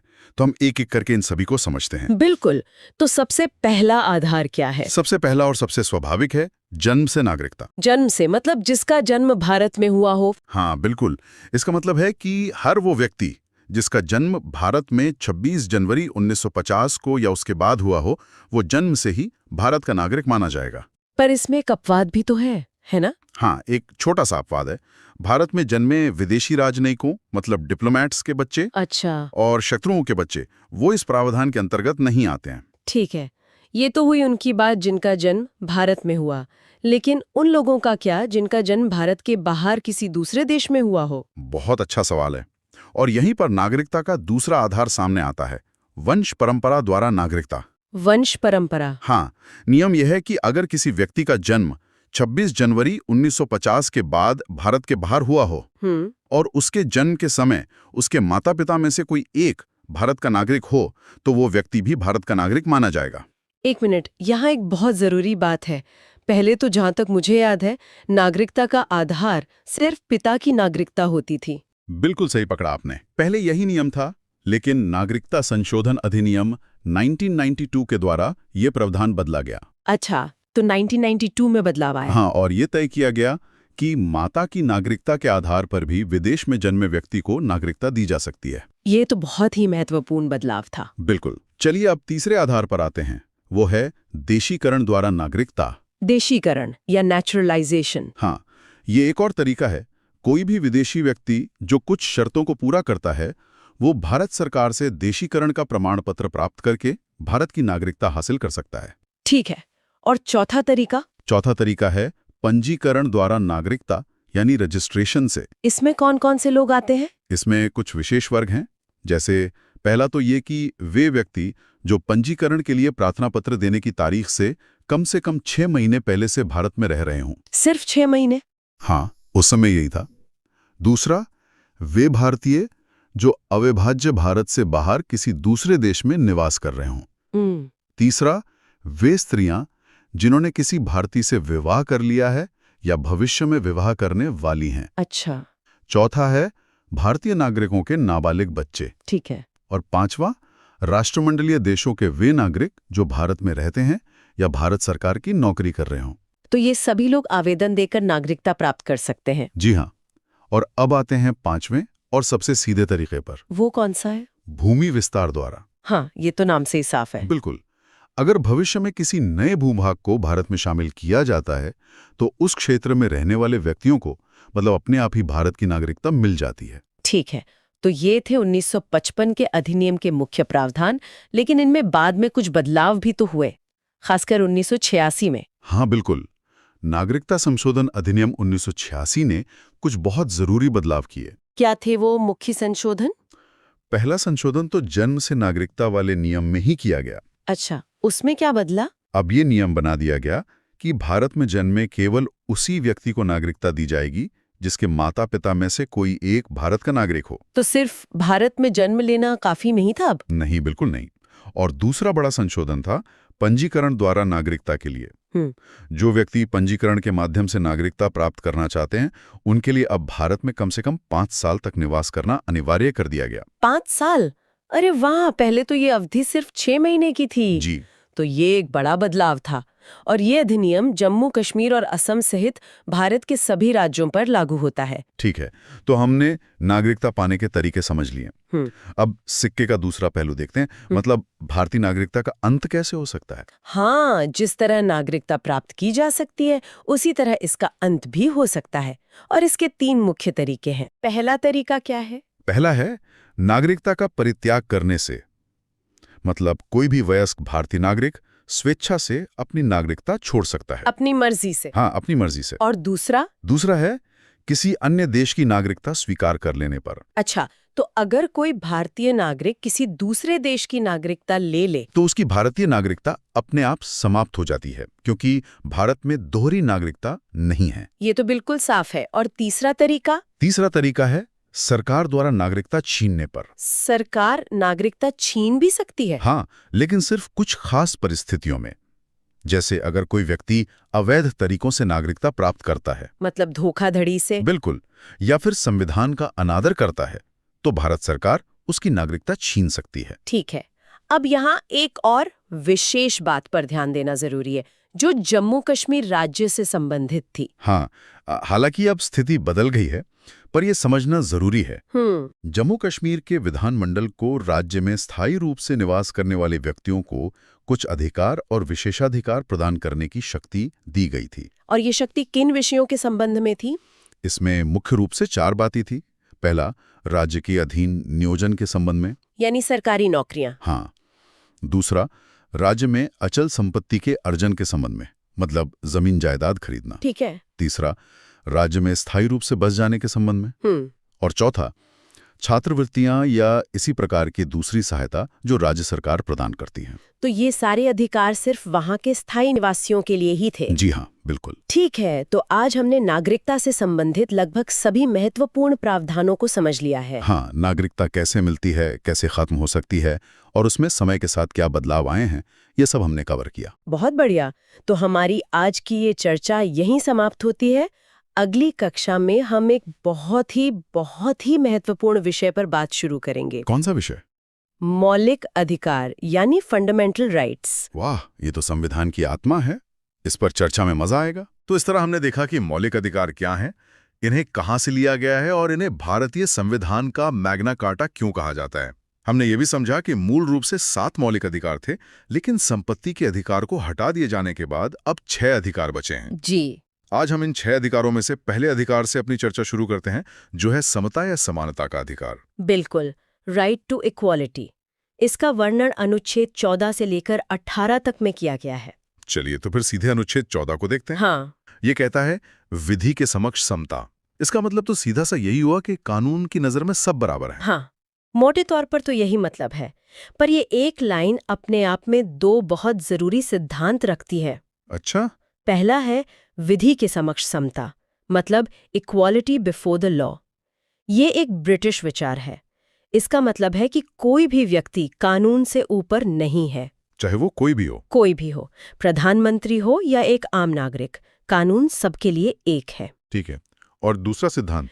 दूसरा है विधियों का समान संरक्षण, यानी equal protection of the laws. ये अमेरिका से लिया गया है। ये एक सकारात्मक विचार है। सकारात्मक कैसे? इसका मतलब है कि जो लोग एक जैसी परिस्थितियों में हैं, उन पर एक जैसा कानून लागू होगा। राज्य किसी के साथ मनमाने ढंग से भेदभाव नहीं कर सकता। समझ गया। तो एक तरफ कोई कानून से ऊपर नहीं है जी, और दूसरी तरफ कानून सबके साथ एक जैसा बर्ताव करेगा। बिल्कुल। इसके बाद आता है अनुच्छेद 15। ये कहता है कि धर्म, नस्ल, जाति, लिंग या जन्म स्थान के आधार पर कोई भेदभाव नहीं होगा। जी, राज्य इनमें से किसी भी आधार पर अपने किसी भी नागरिक के साथ कोई भेदभाव नहीं कर सकता। अब देखते हैं अनुच्छेद 16। ये लोक नियोजन के विषय में अफसर की समता की बात करता है। हाँ, मतलब सरकारी नौकरियों में सबको बराबर मौका मिलेगा। लेकिन इसका एक अपवाद भी है ना? जी बिल्कुल है। अनुसूचित जाति, अनुसूचित जनजाति और पिछड़ा वर्ग के लिए जो आरक्षण का प्रावधान है, वो इसी के अंतर्गत आता है। ठीक है। अगला है अनुच्छेद 17, जो अस्पृश्यता का अंत करता है। ये बहुत ही महत्वपूर्ण अनुच्छेद है।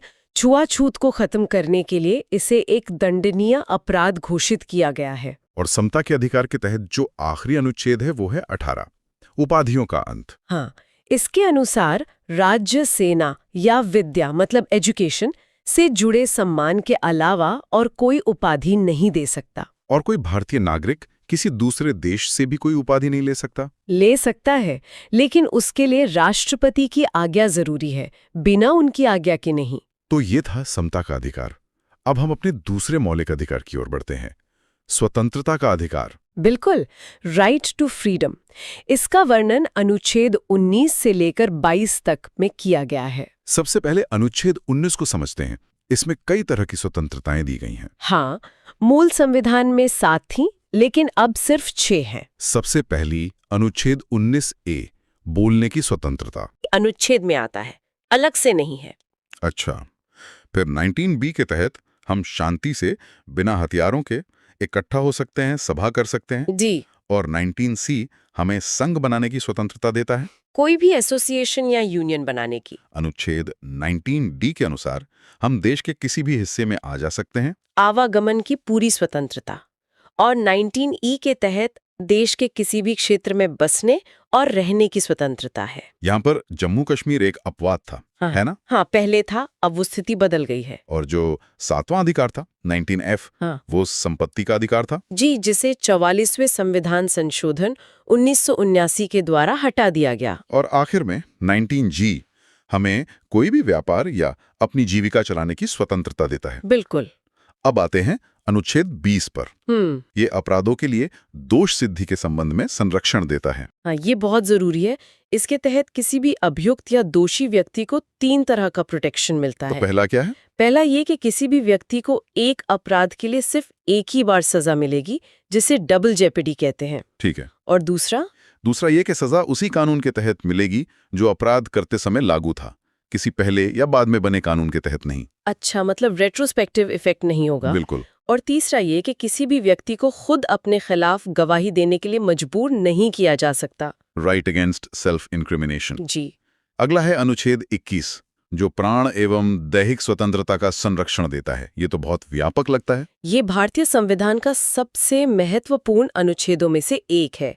ये कहता है कि किसी भी व्यक्ति को विधि द्वारा स्थापित प्रक्रिया के बिना उसके जीवन और व्यक्तिगत स्वतंत्रता से वंचित नहीं किया जा सकता। और इसी से जुड़ा एक और अनुच्छेद है, अनुच्छेद 21 का। हाँ, ये बाद में जोड़ा गया था 86वें संविधान संशोधन 2002 के द्वारा। और ये क्या कहता है? इसके अनुसार राज्य 6 से 14 साल की उम्र के सभी बच्चों को मुफ्त और अनिवार्य शिक्षा देगा। शिक्षा का अधिकार। जी, शिक्षा का मौलिक अधिकार। अब हम स्वतंत्रता के अधिकार के आखिरी अनुच्छेद यानी अनुच्छेद 22 को देखते हैं। हाँ, ये गिरफ्तारी और निरोध में संरक्षण की बात करता है। हाँ, अगर किसी व्यक्ति को सामान्य कानून के तहत गिरफ्तार किया गया है तो उसे 3 अधिकार मिलते हैं। कौन कौन से? पहला, उसे अपनी गिरफ्तारी का कारण जानने का अधिकार होगा।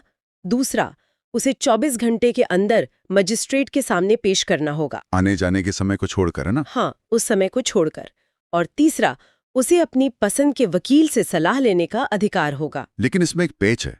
ये संरक्षण निवारक निरोध कानून के तहत गिरफ्तार व्यक्ति को नहीं मिलता। बिल्कुल नहीं मिलता। भारतीय संविधान के अनुच्छेद 22 के खंड 3, 4, 5 और 6 में निवारक निरोध मतलब प्रिवेंटिव डिटेंशन से जुड़े प्रावधान हैं। तो ये प्रिवेंटिव डिटेंशन है क्या? ये एक ऐसा कानून है जिसके तहत किसी व्यक्ति को अपराध करने से पहले ही सिर्फ अपराध करने की आशंका पर हिरासत में लिया जा सकता है, बिना किसी न्यायिक प्रक्रिया के। हाँ, इसका मकसद सजा देना नहीं बल्कि उसे अपराध करने से रोकना है। तो इस कानून के तहत सरकार किसी को कितने समय तक जेल में रख सकती है? सामान्य तौर पर सिर्फ 3 महीने तक।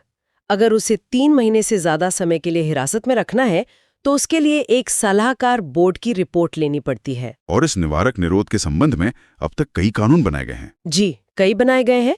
पहला था निवारक निरोध अधिनियम 1950। ये 31 दिसंबर 1969 को खत्म हो गया। फिर आया आंतरिक सुरक्षा व्यवस्था अधिनियम 1971, जिसे मीसा भी कहते थे। हाँ, मीसा।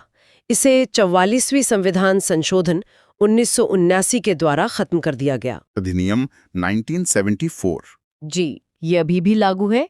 इसके तहत तस्करों पर कार्रवाई की जाती है फिर राष्ट्रीय सुरक्षा कानून 1980 यानी रासुका, बाय NSA। हाँ, जो जम्मू कश्मीर के अलावा बाकी सभी राज्यों में लागू किया गया। और एक जिसका नाम बहुत सुना गया, टाडा। बिल्कुल, आतंकवादी एवं विध्वंसकारी गतिविधियां निरोधक कानून। ये आतंकवादी के खिलाफ एक बहुत ही प्रभावी कानून माना जाता था। पर ये अब खत्म हो गया है। हाँ, 23 मई 1995 को इसे समाप्त कर दिया गया। तो आज हमने दो बहुत ही महत्वपूर्ण मौलिक अधिकारों, समता का अधिकार और स्वतंत्रता का अधिकार पर विस्तार से चर्चा की। जी, ये दोनों अधिकार एक तरह से भारतीय लोकतंत्र की नींव हैं। अगली कक्षा में हम बाकी के अधिकारों को समझेंगे, जिसकी शुरुआत हम शोषण के विरुद्ध अधिकार से करेंगे। बिल्कुल। आज के लिए इतना ही। तो चलिए अपनी चर्चा को आगे बढ़ाते हैं। पिछले भाग में हमने समानता और स्वतंत्रता के अधिकारों पर बात की थी। जी। अब आते हैं तीसरे मौलिक अधिकार पर, जो है शोषण के विरुद्ध अधिकार। इसका जिक्र अनुच्छेद 23 और 24 में है। तो शुरुआत अनुच्छेद 23 से ही करते हैं। ये किस बारे में? देखिए, अनुच्छेद 23 जो है वो सीधे सीधे मानव के दुर्व्यापार और बलात् श्रम पर रोक लगाता है। दुर्व्यापार और बलात् श्रम, इन शब्दों का मतलब थोड़ा और समझाइए। हाँ, दुर्व्यापार का मतलब है इंसानों की खरीद बिक्री, मतलब ह्यूमन ट्रैफिकिंग। अच्छा। और इसमें बेगारी और इसी तरह का जबरदस्ती लिया गया कोई भी काम, ये सब पूरी तरह से निषिद्ध है, मतलब मना है। और अगर कोई ऐसा करता है तो ये कानून के हिसाब से एक दंडनीय अपराध माना जाएगा। लेकिन इसमें एक महत्वपूर्ण बिंदु भी है ना? क्या राज्य किसी भी तरह की सेवा लागू नहीं कर सकता? हाँ, ये एक बहुत जरूरी बात है। इसमें एक अपवाद है। क्या? कि जरूरत पड़ने पर राज्य किसी से भी राष्ट्रीय सेवा करने के लिए कह सकता है। जैसे कि सेना में भर्ती या कोई और काम? बिल्कुल। लेकिन ऐसा करते समय राज्य नागरिकों के बीच धर्म, मूलवंश, जाति या वर्ग के आधार पर कोई भेदभाव नहीं कर सकता। ठीक है, ये तो हुआ अनुच्छेद 23। अब अनुच्छेद 24। ये तो खास तौर पर बच्चों से जुड़ा है, सही कहा ना मैंने? जी बिल्कुल। अनुच्छेद 24 के अनुसार 14 साल से कम उम्र के किसी भी बच्चे को किसी भी बच्चे को कारखानों, खानों या फिर किसी और जोखिम भरे काम पर नहीं लगाया जा सकता। ये तो बाल श्रम पर एक सीधी रोक है। एकदम सीधी रोक। ठीक है, तो ये तो हुआ शोषण के विरुद्ध अधिकार।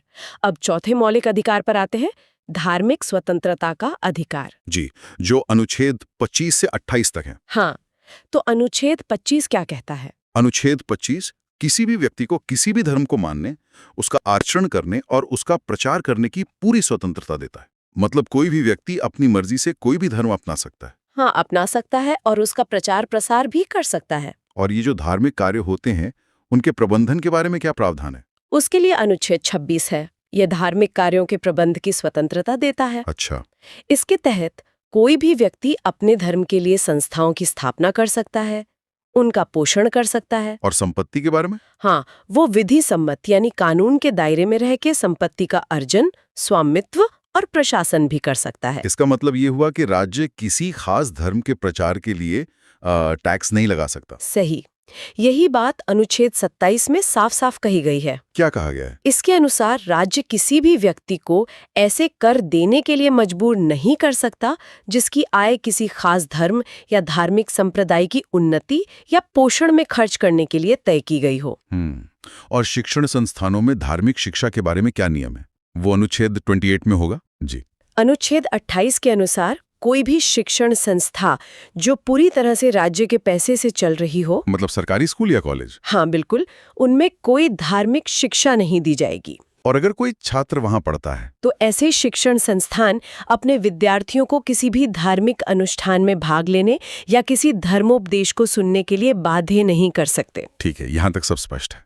अब हम शायद सबसे महत्वपूर्ण मौलिक अधिकार पर आते हैं, छठा अधिकार, संवैधानिक उपचारों का अधिकार। जी, संवैधानिक उपचारों का अधिकार। हाँ, ये अनुच्छेद 32 में है और देखिए डॉक्टर भीमराव अंबेडकर ने इसे संविधान की आत्मा कहा है। संविधान की आत्मा? जी, ये बहुत ज्यादा महत्वपूर्ण है क्योंकि यही वो अधिकार है जो बाकी सभी मौलिक अधिकारों को लागू करवाता है। तो इसके अंतर्गत न्यायालय क्या कदम उठा सकता है? अनुच्छेद 32 के तहत मौलिक अधिकारों को लागू कराने के लिए सुप्रीम कोर्ट कई तरह के समादेश जारी कर सकता है। समादेश? जी, जिन्हें हम रिट कहते हैं, ये 5 तरह के होते हैं। चलिए इन पांचों रिट को एक एक करके समझते हैं। पहला कौन सा है? पहला है बंदी प्रत्यक्षीकरण, यानी हेबियस कॉर्पस। Habeas corpus. हाँ, ये उस व्यक्ति की प्रार्थना पर जारी किया जाता है जिसे लगता है कि उसे अवैध रूप से बंदी बनाया गया है। तो कोर्ट क्या करता है? इसके द्वारा न्यायालय बंदी बनाने वाले अधिकारी को आदेश देता है कि वो बंदी बनाए गए व्यक्ति को एक निश्चित जगह और समय पर कोर्ट के सामने पेश करे, ताकि कोर्ट मामले को देख सके। बिल्कुल, जिससे न्यायालय बंदी बनाए जाने के कारणों पर विचार कर सके। अच्छा, और दूसरा रिट कौन सा है? दूसरा है परमादेश, मैंडेमिस। परमादेश। परमादेश का लेख उस समय जारी किया जाता है जब कोई पदाधिकारी अपने सार्वजनिक कर्तव्य का पालन नहीं कर रहा हो।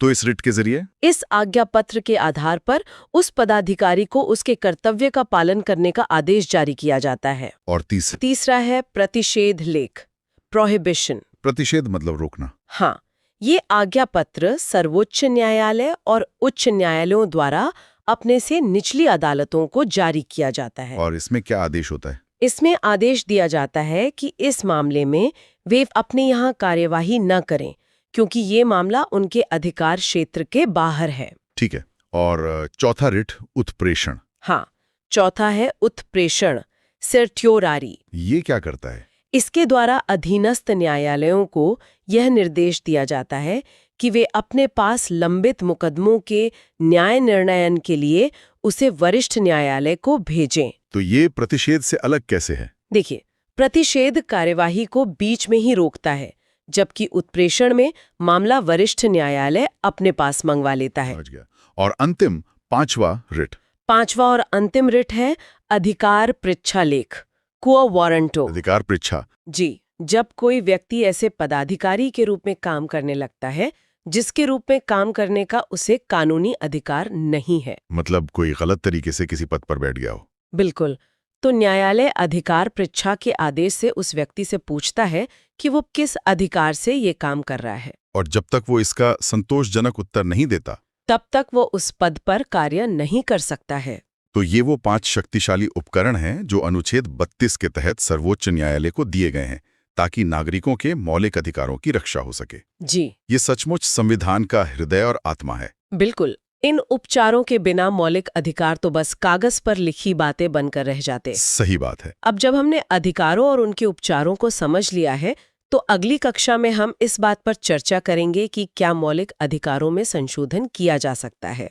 एक बहुत जरूरी सवाल है ये। जी, और इस विषय पर सर्वोच्च न्यायालय के क्या महत्वपूर्ण निर्णय रहे हैं। आज के लिए इतना ही। तो चलिए अब हम संविधान के भाग 4 पर आते हैं। जी। राज्य की नीति निर्देशक सिद्धांत। इनका वर्णन अनुच्छेद 36 से लेके 51 तक में किया गया है।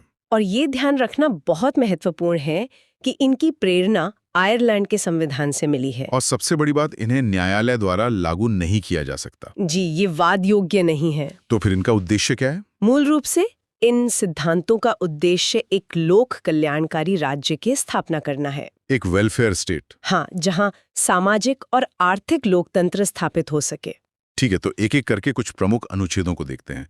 शुरुआत कहाँ से करें? अनुच्छेद 38 से करते हैं। इसमें राज्य द्वारा लोक कल्याण की अभिवृद्धि के लिए एक सामाजिक व्यवस्था बनाने की बात कही गई है। किस तरह की सामाजिक व्यवस्था? ऐसी व्यवस्था जिससे नागरिकों को सामाजिक, आर्थिक और राजनीतिक न्याय मिल सके। मतलब ये सीधे सीधे हमारी प्रस्तावना के आदर्शों को लागू करने की बात करता है। बिल्कुल। और फिर आता है अनुच्छेद 39, जो बहुत महत्वपूर्ण है। इसमें तो कई हिस्से हैं। 39 क की बात करें तो अनुच्छेद 39 का ये समान न्याय और निशुल्क विधिक सहायता सुनिश्चित करने का निर्देश देता है, ताकि सभी के लिए समान अवसर पर न्याय उपलब्ध हो सके, चाहे कोई गरीब हो या अमीर। जी। और फिर 39 ख है। इसमें सार्वजनिक धन की बात है ना? हाँ, इसमें सार्वजनिक धन का स्वामित्व और नियंत्रण इस प्रकार करने की बात है कि सार्वजनिक हित का सर्वोत्तम साधन हो सके। और 39 ग भी इसी से जुड़ा है। जी, ये धन के समान वितरण पर जोर देता है, मतलब पैसा कुछ ही हाथों में इकट्ठा ना हो। ठीक है, अब एक बहुत ही चर्चित अनुच्छेद पर आते हैं। अनुच्छेद 40, ग्राम पंचायतों का संगठन। ये तो गांधी जी का सपना था। बिल्कुल। और फिर अनुच्छेद 41, जो कुछ विशेष दशाओं में काम, शिक्षा और लोक सहायता पाने का अधिकार देता है, जैसे कि बुढ़ापे में या बेरोजगारी में। जी। और अनुच्छेद 42, ये काम करने की जगहों से जुड़ा है। काम की न्याय संगत और मानवोचित दशाओं की बात करता है। और इसी में प्रसूति सहायता यानी मैटरनिटी बेनिफिट का भी उपबंध है। अच्छा, और मजदूरी के बारे में? वो अनुच्छेद 43 में है। श्रमकारों के लिए निर्वाचन मजदूरी और साथ ही कुटीर उद्योगों को प्रोत्साहन। इसके बाद आता है शायद सबसे विवादास्पद अनुच्छेद 44, नागरिकों के लिए एक समान सिविल संहिता, यूनिफॉर्म सिविल कोड। जिस पर आज भी बहुत बहस होती है। जी, आगे बढ़ते हैं, अनुच्छेद 46। ये अनुसूचित जातियों, अनुसूचित जनजातियों और अन्य दुर्बल वर्गों के शिक्षा और अर्थ संबंधी हितों की अभिवृद्धि की बात करता है। एक तरह से सकारात्मक कार्रवाई का आधार। कह सकते हैं। फिर अनुच्छेद 47 है जो पोषाहार स्तर और जीवन स्तर को ऊंचा करने की बात करता है। और लोक स्वास्थ्य का सुधार, मतलब शराबबंदी जैसे कानून इसी से प्रेरणा लेते हैं। हाँ, इसी से। फिर अनुच्छेद 48 है कृषि और पशुपालन का संगठन। और 48 का बाद में जोड़ा गया था, है ना? जी, पर्यावरण का संरक्षण तथा संवर्धन और वन एवं वन्य जीवों की रक्षा, ये बहुत महत्वपूर्ण है। और हमारी ऐतिहासिक धरोहरों के लिए? उसके लिए है अनुच्छेद 49, राष्ट्रीय महत्व के स्मारकों, स्थानों और वस्तुओं का संरक्षण। ठीक है। और लोकतंत्र के लिए एक बहुत जरूरी सिद्धांत भी है। आप अनुच्छेद 50 की बात कर रही हैं। जी, कार्यपालिका और न्यायपालिका का पृथक्करण। सेपरेशन ऑफ पावर्स, जी। ताकि न्यायपालिका स्वतंत्र रूप से काम कर सके। और आखिरी में अनुच्छेद 51। ये हमारी विदेश नीति का आधार है, अंतर्राष्ट्रीय शांति और सुरक्षा की अभिवृद्धि। तो ये तो मुख्य निर्देशक सिद्धांत हो गए। हाँ, इनके अलावा भी कुछ हैं, जैसे अनुच्छेद 350 का, जो कहता है कि प्राथमिक स्तर पर मातृभाषा में शिक्षा देनी चाहिए। और 351? वो हिंदी को प्रोत्साहन देने की बात करता है। ठीक है। तो अब एक बहुत ही महत्वपूर्ण सवाल पर आते हैं। मौलिक अधिकार और नीति निर्देशक सिद्धांतों के बीच आखिर अंतर क्या है? ये समझना बहुत जरूरी है। पहला और सबसे बड़ा अंतर तो स्रोत का है। नीति निर्देशक सिद्धांत आयरलैंड के संविधान से लिए गए हैं और मौलिक अधिकार संयुक्त राज्य अमेरिका के संविधान से। दूसरा अंतर संविधान के भाग का है। जी, निर्देशक सिद्धांत भाग 4 में है और मौलिक अधिकार भाग 3 में। और तीसरा, जो सबसे मुख्य है, इन्हें लागू कराने से जुड़ा है। बिल्कुल, नीति निर्देशक सिद्धांतों को लागू कराने के लिए आप न्यायालय की शरण नहीं ले सकते, जबकि मौलिक अधिकार के हनन पर हम सीधे कोर्ट जा सकते हैं। सही। चौथा अंतर इनकी प्रकृति का है। वो कैसे? ये सिद्धांत समाज की भलाई के लिए है और मौलिक अधिकार व्यक्ति के अधिकार के लिए है। हाँ, पांचवा अंतर है मान्यता का। मतलब? इनके पीछे, मतलब निर्देशक सिद्धांतों के पीछे राजनीतिक मान्यता है और मौलिक अधिकारों के पीछे कानूनी मान्यता है। जी। छठा अंतर सरकार के अधिकारों से संबंधित है। ये सिद्धांत सरकार के अधिकारों को बढ़ाते हैं ताकि वो समाज के लिए काम कर सके, जबकि मौलिक अधिकार सरकार के महत्व को या कहें कि उसकी शक्तियों को सीमित करते हैं। और सातवां, ये राज्य सरकार द्वारा लागू करने के बाद ही नागरिक को प्राप्त होते हैं, जबकि अधिकार नागरिकों को संविधान से स्वतः ही मिल जाते हैं। बिल्कुल सही।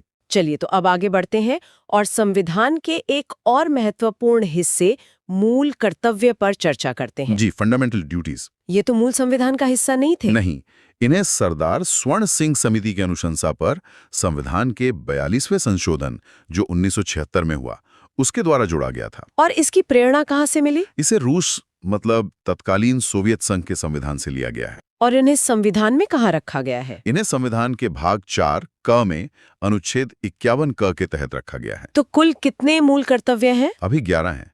जब जोड़े गए थे तब 10 थे।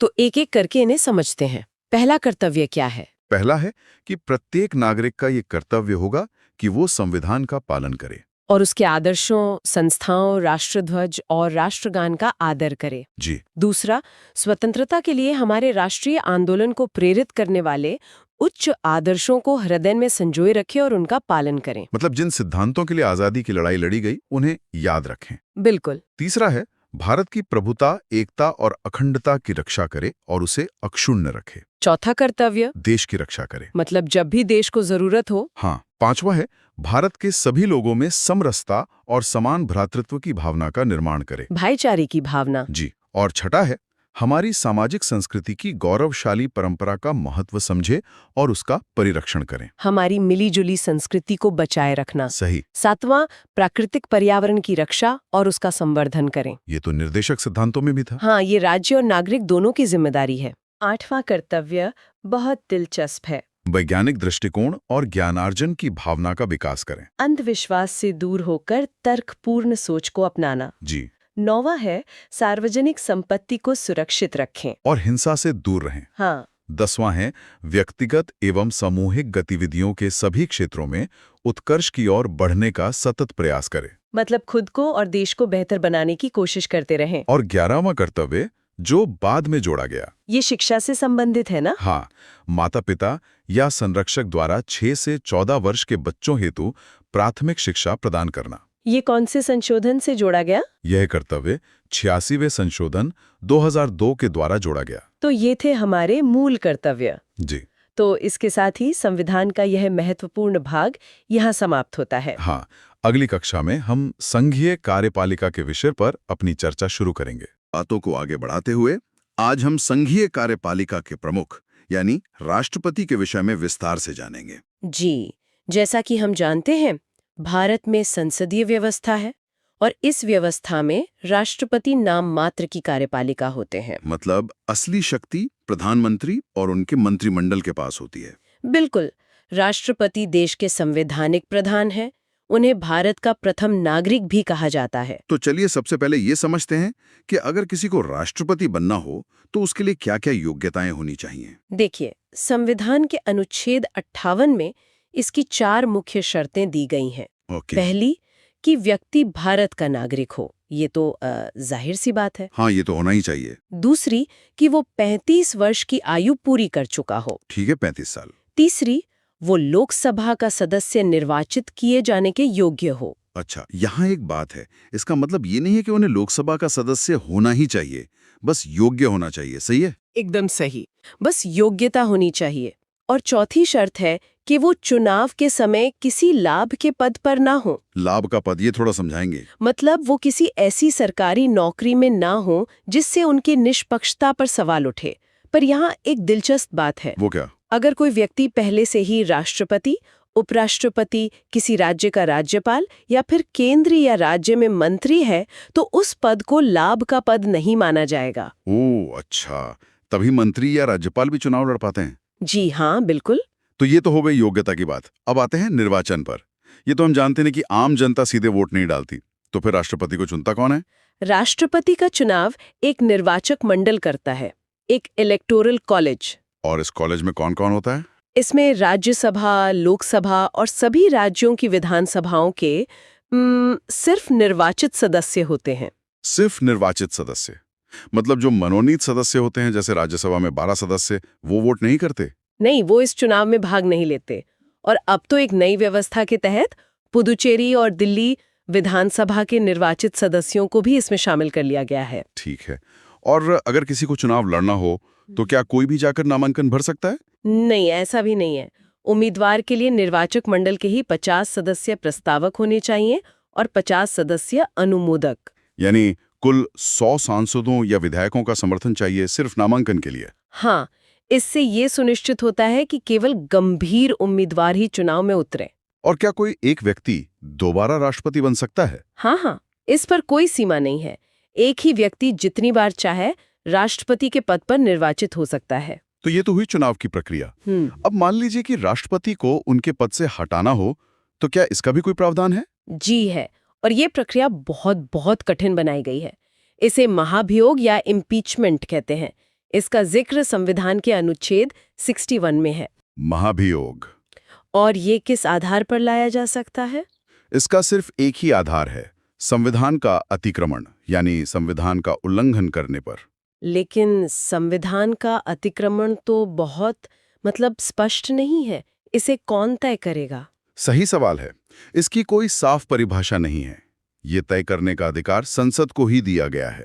महाभियोग का प्रस्ताव संसद के किसी भी सदन में शुरू किया जा सकता है, लोकसभा या राज्यसभा। और इसकी प्रक्रिया क्या है? इसकी एक शर्त है, जिस भी सदन में प्रस्ताव लाना है उन्हें कम से कम 14 दिन पहले राष्ट्रपति को एक लिखित सूचना देनी पड़ती है। एक नोटिस? हाँ, एक नोटिस।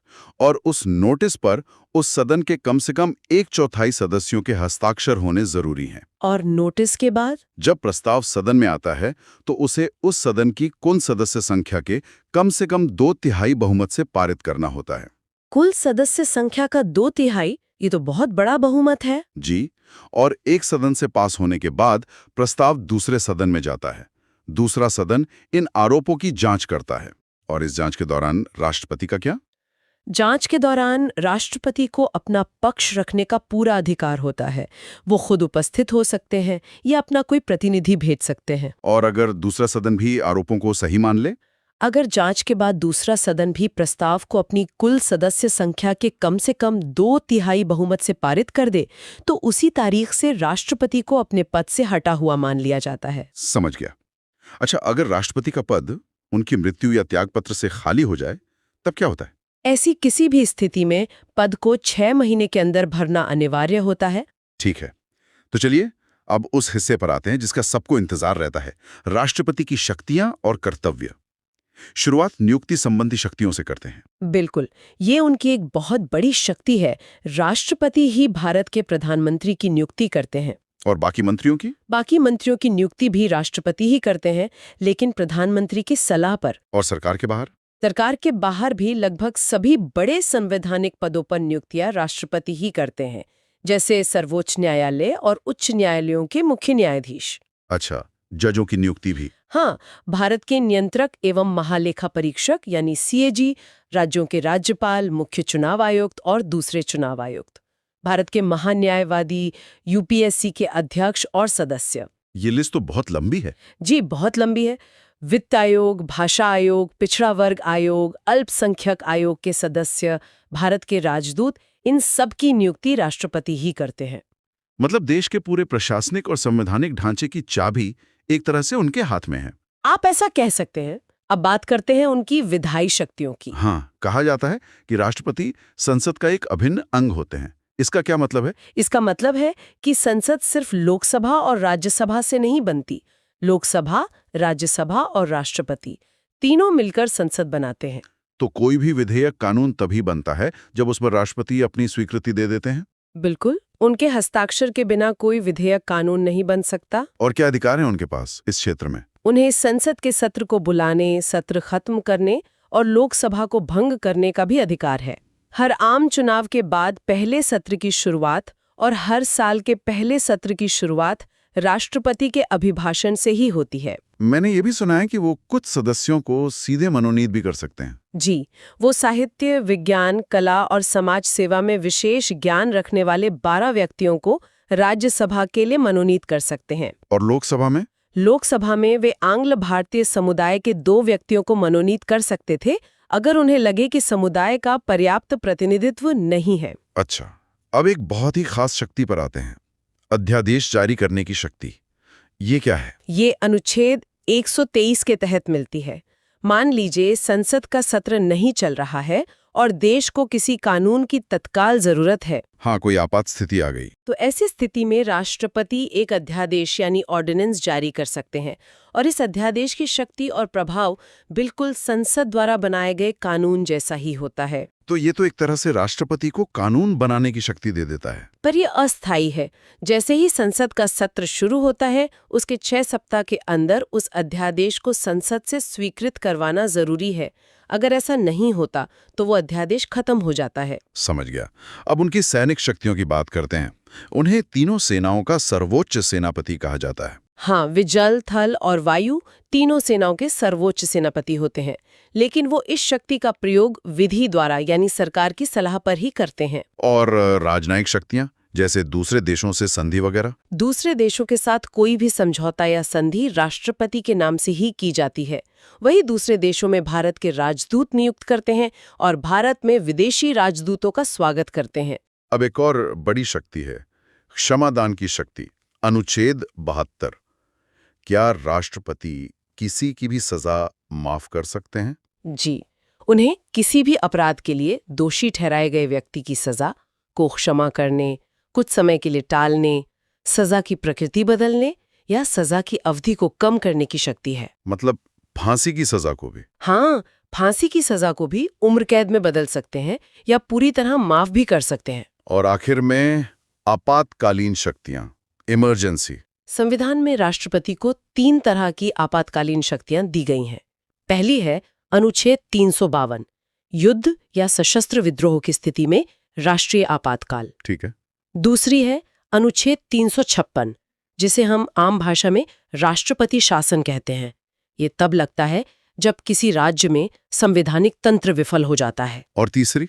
और तीसरी है अनुच्छेद 360, वित्तीय आपातकाल, जो देश में गंभीर आर्थिक संकट की स्थिति में लगाया जा सकता है। सौभाग्य से भारत में इसकी जरूरत आज तक नहीं पड़ी है। शक्तियों की ये लिस्ट तो सच में बहुत प्रभावशाली है, पर जब कोई बिल पास होकर उनके पास जाता है तो क्या उनके पास सिर्फ हाँ या ना कहने का विकल्प होता है? मेरा मतलब वीटो शक्तियों से है। उनके पास 3 तरह की वीटो शक्ति होती है। पहला है आत्यंतिक वीटो या एब्सोल्यूट वीटो। इसमें वो विधेयक पर अपनी राय सुरक्षित रख लेते हैं, जिससे वो बिल खत्म हो जाता है। दूसरा है निलंबनकारी वीटो या सस्पेंसिव वीटो। इसके तहत वो विधेयक को एक बार पुनर्विचार के लिए संसद को वापस भेज सकते हैं। लेकिन अगर संसद उसे फिर से पास करके भेज दे तब राष्ट्रपति को उस पर सहमति देनी ही पड़ती है। और तीसरा सबसे दिलचस्प है पॉकेट वीटो। ये क्या है? इसका मतलब है कि राष्ट्रपति विधेयक पर ना तो सहमति देते हैं, ना उसे अस्वीकृत करते हैं और ना ही वापस भेजते हैं। वो बस उसे अनिश्चित काल के लिए अपने पास लंबित रख सकते हैं। मतलब अपनी जेब में रख लेते हैं। बिल्कुल, क्योंकि संविधान में कोई समय सीमा नहीं है कि उन्हें कितने दिन में फैसला लेना है। वाह, चलिए आखिर में इस पद से जुड़े कुछ रोचक तथ्य भी देख लेते हैं। जरूर। जैसे डॉक्टर राजेंद्र प्रसाद भारत के पहले राष्ट्रपति थे और वो एकमात्र राष्ट्रपति हैं जो लगातार 2 बार चुने गए। हाँ। डॉक्टर एस राधाकृष्णन लगातार 2 बार उपराष्ट्रपति और 1 बार राष्ट्रपति रहे और केवल वीवी गिरी के निर्वाचन के समय दूसरे चक्र की मतगणना करनी पड़ी थी। और नीलम संजीव रेड्डी का किस्सा भी बड़ा अनोखा है। हाँ, वे एक बार चुनाव हार गए थे और फिर बाद में निर्विरोध राष्ट्रपति निर्वाचित हुए। और भारत की प्रथम महिला राष्ट्रपति वो थीं प्रतिभा देवी सिंह पाटिल। और एक दुखद तथ्य ये भी है कि डॉक्टर जाकिर हुसैन और फखरुद्दीन अली अहमद 2 राष्ट्रपतियों की मृत्यु उनके कार्यकाल के दौरान ही हो गई थी। तो आज की चर्चा से ये तो साफ है कि राष्ट्रपति का पद सिर्फ एक औपचारिक पद नहीं है। भले ही वो अपनी ज्यादातर शक्तियों का इस्तेमाल मंत्रिमंडल की सलाह पर करते हैं, लेकिन संविधान के संरक्षक के रूप में उनकी भूमिका बहुत अहम है। बिल्कुल, वे उस धुरी की तरह हैं जिसके चारों ओर देश का शासन तंत्र घूमता है। तो आज की कक्षा हम यहीं समाप्त करते हैं। अगली कक्षा में हम संघीय कार्यपालिका के दूसरे महत्वपूर्ण